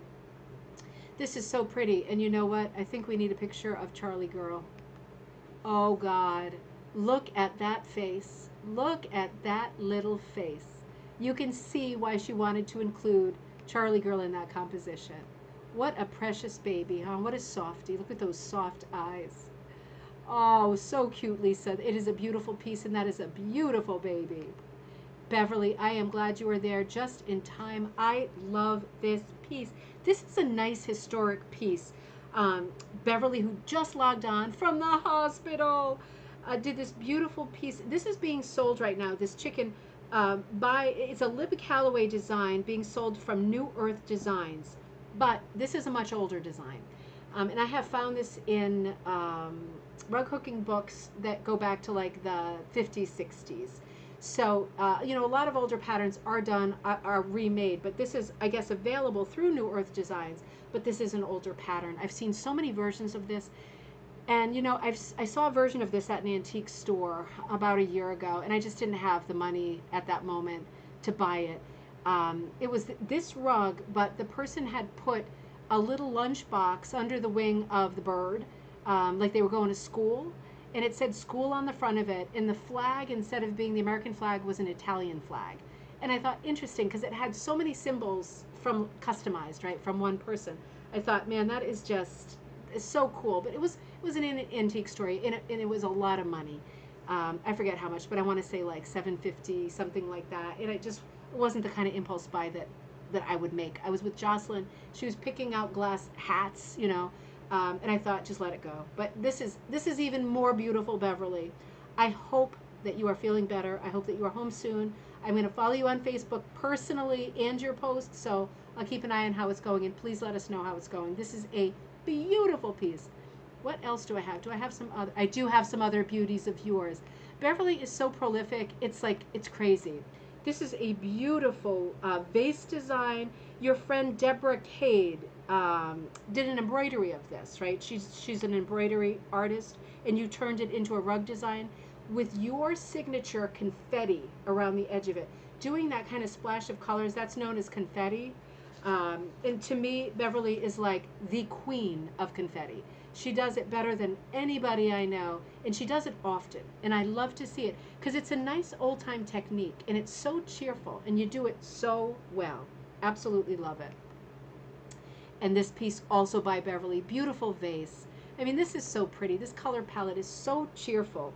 From Blackbird Designs, all done with yarn.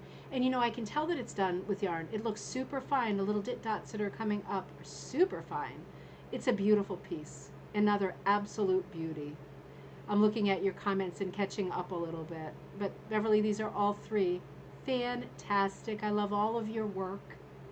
Now, this next piece, Ginny Grade, and Ginny, I love this piece. I love this piece. Ryan, you're on deck, by the way. Americana at its best. That's right, Suze.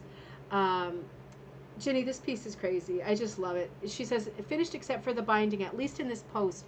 I pulled this off the post because this is one that was happening while I was away too, and I felt like I was really missing it. And it was so good I wanted to go back to it. So she said, finished except for the binding.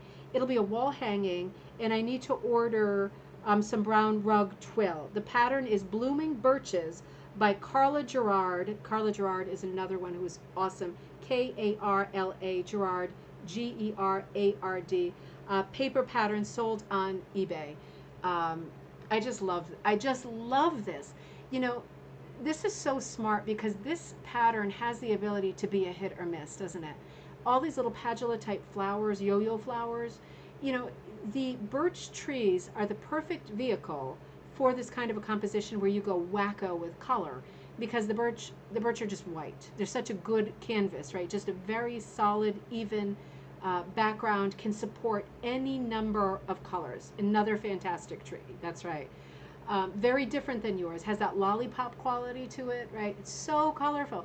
You could see this being done in all autumn colors or all lush green, first green lime colors. This is all over the place. It is so colorful. It's like a candy shop. I love color, so I love this rug. I love the way that you handled the birches, right? It's very sort of graphic. It has a cartoon quality. It's very smart. It's very pop art. It has a bit of a wood block feel to it too, doesn't it? It reminds me of those English licorices. You know the ones I mean that are round and they have a black center and they have colorful outsides? So pretty. I just love it. Ginny, this is just beautiful. I absolutely love it. So this pattern is sold on eBay. So look for Carla Gerard, Blooming Birches on eBay if you love this pattern. There's so much that you could do with this. Color-wise, there's so much that you could do with this. It's so different. I think I did a bit of a close-up here too. So we could, yeah, look a little bit closer.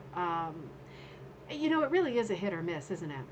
Because you could, in theory, be that 19th century, you could be that 19th century woman sitting there with your rag bag next to you, and your hand just reaches in and grabs whatever color, and you just take out your scissors and snip it and rip it and work it in.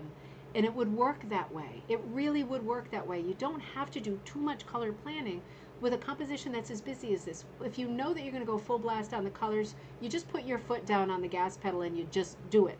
And when you stand back, you have got a piece of art. It is hit or miss. It is, again, in the style of like the early hooked rugs, the earliest ones, right? Birch trees celebrating life. Absolutely, Suze. This is so beautiful.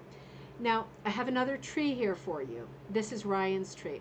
Ryan, I wish I put like 20 of your rugs in this slideshow, but let's talk about this first, and then I have a proposition for you.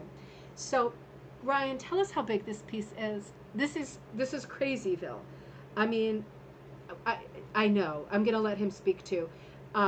He was giving us updates on this on the Facebook group. This is why, whether you hate Facebook or not, it's worth being on Facebook because, for example, Ryan has always posts the progress of his pieces. They are punched vintage pieces. And I included Ryan in the first book that I was working on. I'm on the second one now, but the first one on rag rugs, I have a huge section of his work because it's important. And Ryan, you do a lot of things that I think are very important. You honor vintage patterns, and you like specific. You have a specific look, and I know you collect all ones by a certain maker, or you look for special ones. This was your holy grail, I think. Is this called Cinnamon Tree, something like that? But you know, he has a crazy amount of these vintage, huge patterns from 60s, 70s. Is that right? 7 foot by 5 foot. 7 foot by 5 foot. So Ryan posted a video of the frame that you use, which is like the size of, well, the room I'm sitting in, right? I mean, it's enormous. It's like crazy. Giant, giant, giant frame. You showed how you're setting it up. You show how you get the whole thing set up, the piece on it. I could see how your thing was strung, how you were punching. He shows you all the behind the scenes how-tos that are like, when you look at a piece like this that's this size, you go, how is that even possible? Well, he's working on the whole thing on a frame, right? Ryan, you don't move it on the frame. Grove. Okay, this piece is called Grove. I thought you wrote Cinnamon Tree somewhere. Maybe that's your nickname for it? Because I love that name. But it's really coming together. And this was your holy grail, and that made me feel good that you found it, because I know what that feels like when you're searching for a specific pattern for years and years or whatever, and it finally turns up and you feel like you're going to literally have a heart attack before you can press buy it now. Amazing. Robin says, I love following the progress of your projects, Ryan. They are wonderful. They are wonderful. They are such such a moment in time. They are now. They are absolutely now. But I feel like unless Ryan was doing this and documenting his work so well, I feel like I would never see some of these designs. And I feel like now that I've seen them, it's part of my rug sort of history knowledge that should have been there all along. I feel like he's pieced a lot of the sort of rug making timeline, because these pieces are meant to be punched, right? Not hooked. They were rugs to make, but they came not as kits, but as patterns that came folded up. You can see the way it's folded and wrapped in plastic. And they were difficult. So Ryan, this one is not color coded or numbered in any way with a Q, or is it on the other side? Because I can see it's inked on this side. Maybe it was just that you already went over all the parts that were cued for you. Anyway, what I wanted to say was, I think it's so important to follow all of the rugs that he's done, because you've done like Van Gogh, you have done epic masterpieces, like classical art masterpieces. You've done crazy landscapes. You've done nauticals. You did one that looked like a paint by number to me that was like a Rockport kind of sea shanty. You've done Western themes, like Western vistas, like Grand Canyon, epic stuff. Southern soil. Hi, the bell at the beach rug is a Depression era rug. Oh, okay, the bell at the beach. Oh, you're kidding. Okay, the sunbonnet Sue that looks like the antebellum is a Depression era rug. Yes, there is a creature in the clouds. Love seeing the images in the clouds. Sorry about the, oh no, I'm so glad. You had to walk the dog. Oh, Polly, that's you. Okay, great. There is a creature in the clouds. We weren't crazy. That is so good. Oh, that's so cool to know it's that age too. So Ryan, I have to speak to you because I was wondering if you would, I'm going to come back to you for a minute. I want to get in, it's super dark in here. I'm sorry. Let me just turn the light on. Things have changed. Sorry, exercise shorts on. I want to get in the habit of doing recorded shows with a lot of people in our group so we can get to know each other better. And I really want to do one with you, Ryan, where we do like a slideshow of all of your work, all of these epic pieces, so that it's recorded like a full-length show that everybody can watch. And then the people who are not on Facebook will know what all of your work looks like, because it's super vast and different. The subjects are crazy, right? It's not like he's just doing Westerns or whatever. He's doing so much different stuff. It's just astounding. It's astounding. So he said the color codes are printed on a printed page, so not actually on this. So you've got to keep referring to the printed page. That's interesting. And just seeing you work is interesting. So I'm hoping that we can record a video, because maybe I can use some of the video of you putting this together and up on a frame and doing that whole like building frame part of it, because that's a part that people are so stuck on. That's a very hard part for the average Joe. That's a part that I certainly could not do myself. So I would love to do that. I hope you want to do that together. I'm going to reach out to you and harass you until you say yes. I love this piece, The Grove, his holy grail. Doesn't that feel great? Now, I don't know if Crystal's on tonight. My buddy Crystal, she's in our Facebook group a lot. She's in Nova Scotia. She comes from like rug hooking royalty, in my opinion. Isn't she gorgeous? I always have to say that. She's so gorgeous. Look at that beautiful little cat eye behind this. If you know our group, you know that Crystal does the most beautiful, beautiful punched work, and she's been selling her rugs. And I'm super excited because guess what? This is her first kit. This is the first kit that she's put together, Lily of the Valley, hand drawn on monk's cloth, with the option to include hand dyed wool yarns. She says it's perfect for Oxford punch needle, regular size 10. That's what she does. If anyone would rather make this with a traditional hook, I'm happy to do a custom order or draw it on linen. So she's got her stuff on her Etsy page. So look for Crystal Ross, right? She goes by her name. This is Lily of the Valley. She sells her beautiful rugs, and they sell like, they all sell, right? It's hard to get a hold of one of them. But this is her first kit. She also started dyeing wool and selling wool. So we have to celebrate and support everything that she does, because she is a genius. She works in such a unique style. She has that kind of hand-drawn style. Just really simple, but so different. And you know that expression, simple is hard? Simple is hard. So I'm so happy for her that she's working on kits now. She's working on yarn and supplies now. She's another wonderful go-to person. And this is a really great choice for a first kit. This is so appealing, isn't it? This would be so appealing to so many people. I love you, Crystal. Now, Chrissy, I hope it's okay that I did this. I didn't consult you, but I went on the page and I looked for your last post. I think it was your last post. Chrissy Glenn, my buddy, she posted Liberty. This is a pattern by Sharon Smith. You know, she's one of my favorite designers. I love all of her designs too. She says, I love all of Sharon Smith's designs. This was a challenge for me, but it was worth it, and I'm so glad that I finished it. You know, it would be a challenge. Talk about a busy background. Now, what does this have in common with the Leah Maines piece that we looked at earlier, right? It was the 3 solid black horses running with a wild sky and landscape underfoot. It was a black silhouette with a wild background. That's exactly the same thing that's happening with this Sharon Smith pattern.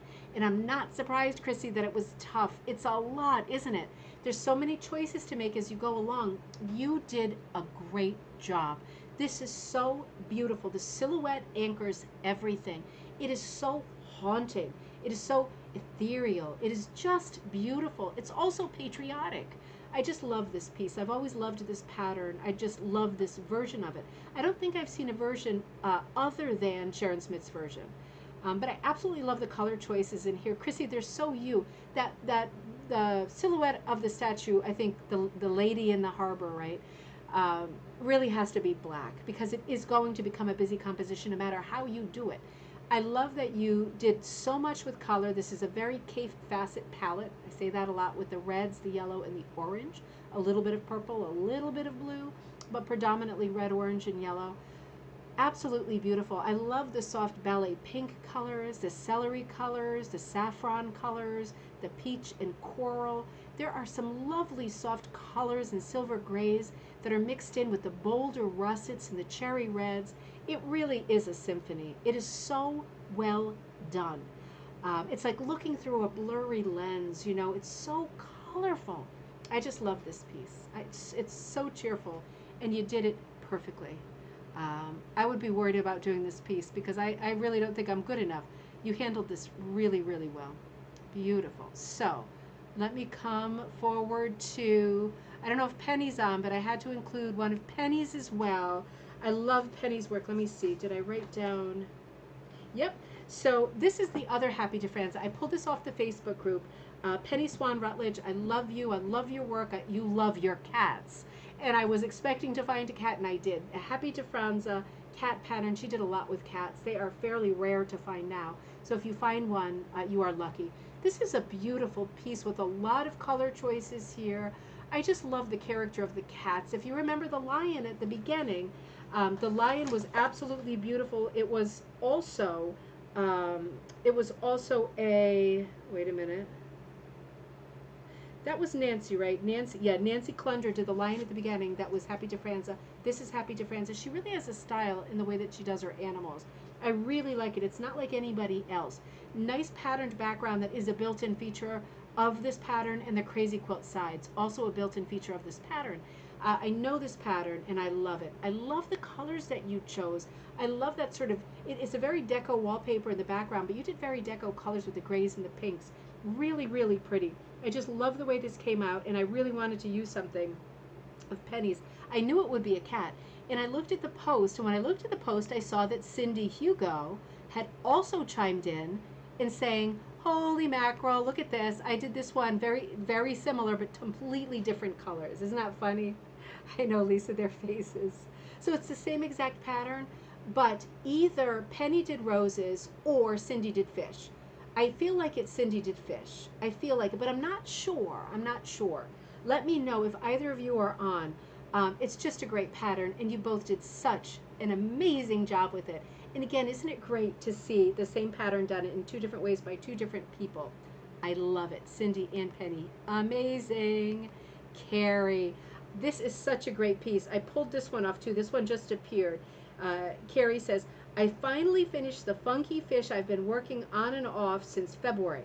It was a class that I took down at the Harbor Hook in Punta Gorda, and unfortunately I had to ask the teacher for more of the background wool 2 times because I hooked the background in a really wide cut, like a 1/2 inch, but she was kind enough to send it in the mail, and voila, it's finished. You know what? That can happen. That can happen. Some of us hook a little bit higher than other people. Oh, Jackie, good to see you. Are you officially hooked? That's great.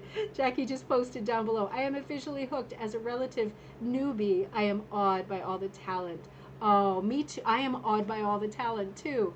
You know, when you have a pattern like this, or you're working a kit and you run out, the same thing happens to me. I plan on, the golden rule is, I'm going to try to come back to you. The golden rule for a maker is, that's the bingo wheel behind me next week, is for the surface space. Say you're doing a cat and the cat's body is this big, you want 3 times more material. But I always do 4 times more, and a lot of people agree 4 times more is safer. I always kit at 4 times more or more. But sometimes people still do run out and ask for more, and I always send more for free because that's the way that my business runs. And it's not your fault if you run out. Some people are high hookers. It's just the way that it is. Some people, particularly when you're a beginner, you pack a little bit more and you will run out, and it's no big deal. It all comes out in the wash. You end up with a beautiful finished piece like Funky Fish, and there's a lot of proddy on this piece too, right? Right across the body, in the tail. Look at that little button eye. What a lot of fun, huh? Such a pretty piece. It's such a soft piece. Great color contrast between the oranges and the blues. It is just a wonderful piece. Carrie, you did a great job. I absolutely love it. Now let me see who's on deck. We are getting to the end. Oh, I had some other pictures to show you too. All right, let me go to Annette. Annette's, let me put this one down. It's playing me.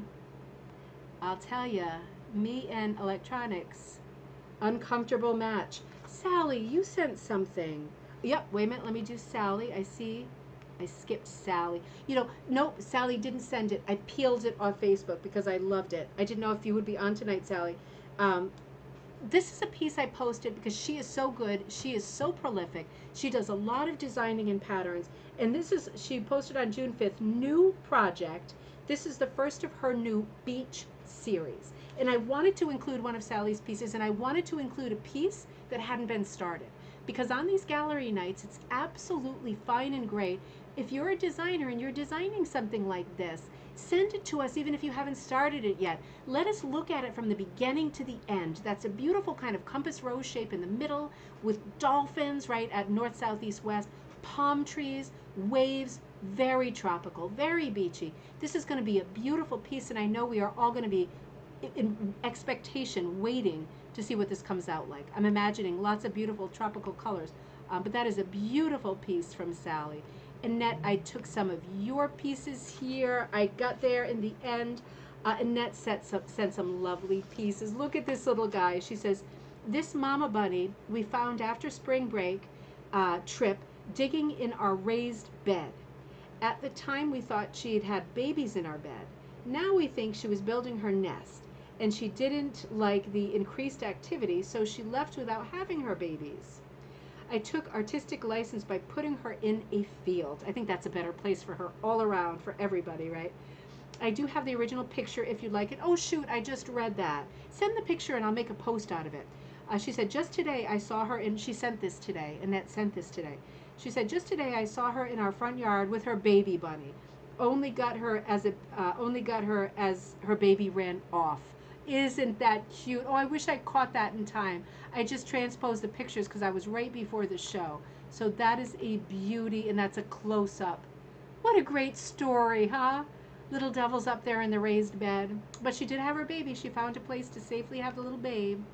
This is another one that Annette said. This is it's a beaded project. She said, where the primary goal, so this is a work in progress, is to learn shading at a recent workshop taught by Cindy Irwin at Linda Bell's The Hookery in Hiawassee, Georgia. That was on May 20th to the 22nd. So this was, you were working on this in a class. She says, I have not sewn the blue lapis beads down yet. The goal was to learn the shading. Well, I can picture this with the beads, and I know you'll post it when you finish it with the beads. And we'll look forward to seeing it. Hopefully we can see some of this follow-up stuff on our next gallery night. Wouldn't that be nice to have that continuity? I can see how this would be a beautiful beaded piece. It has that very sort of Tiffany feel. Hello, Annette.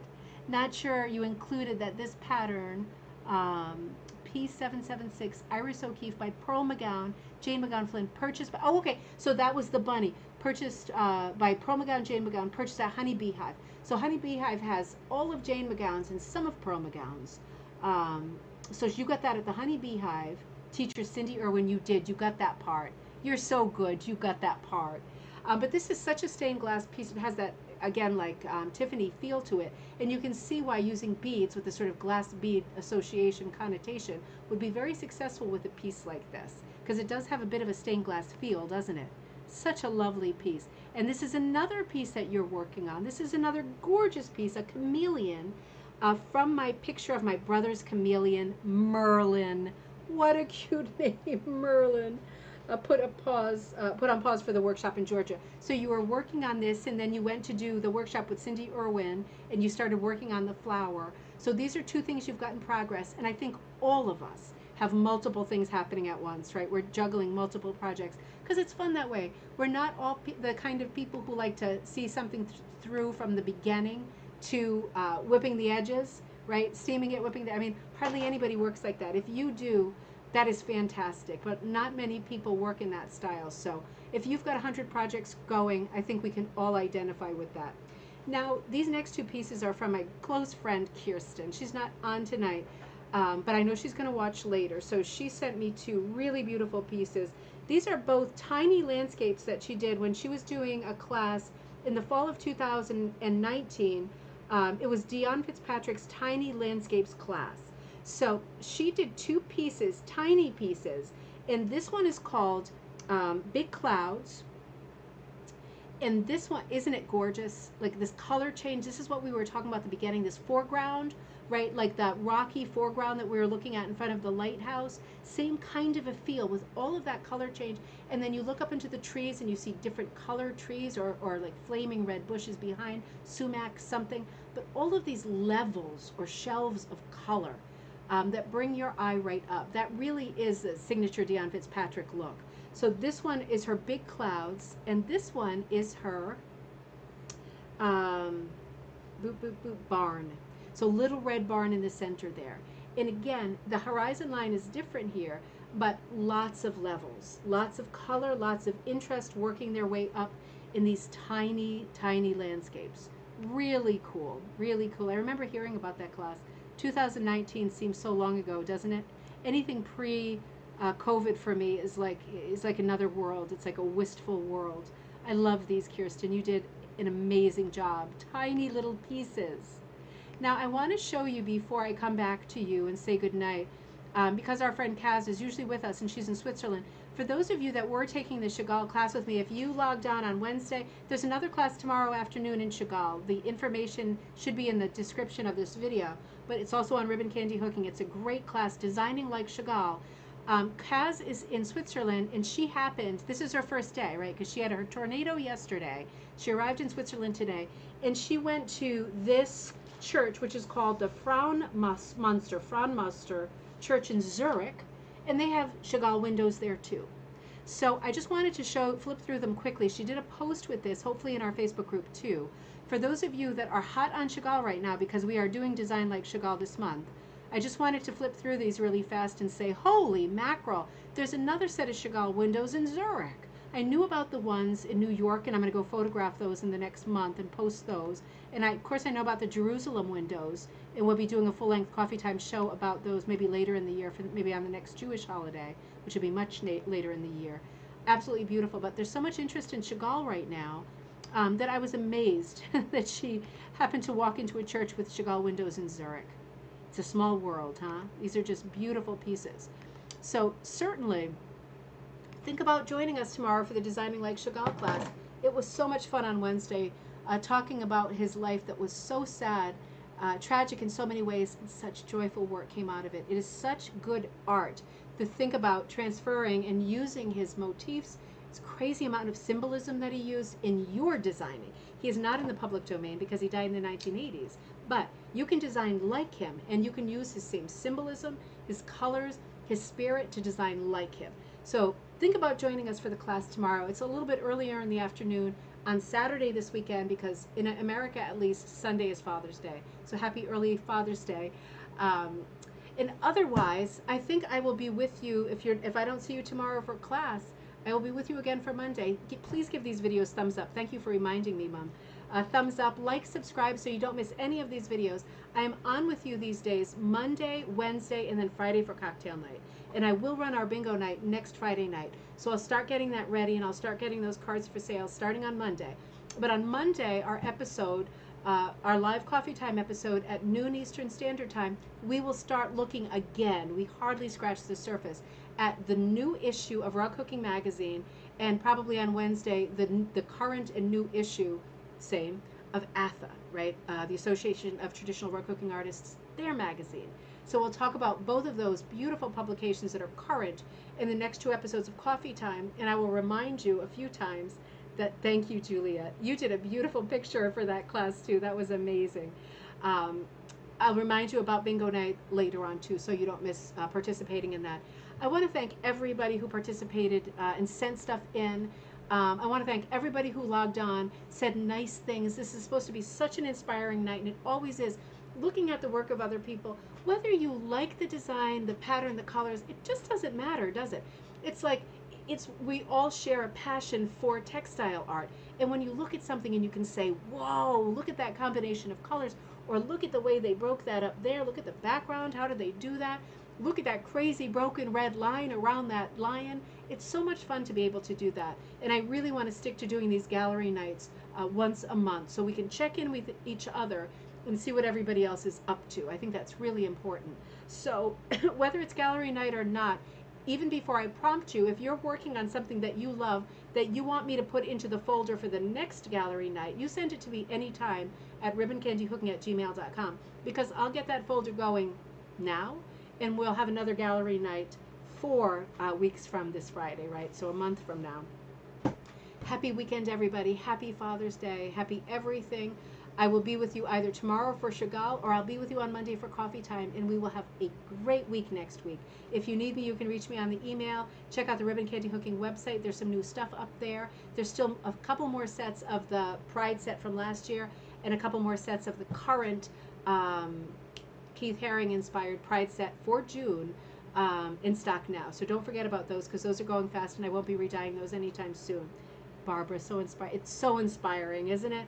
Congrats to everybody on your beautiful work. And I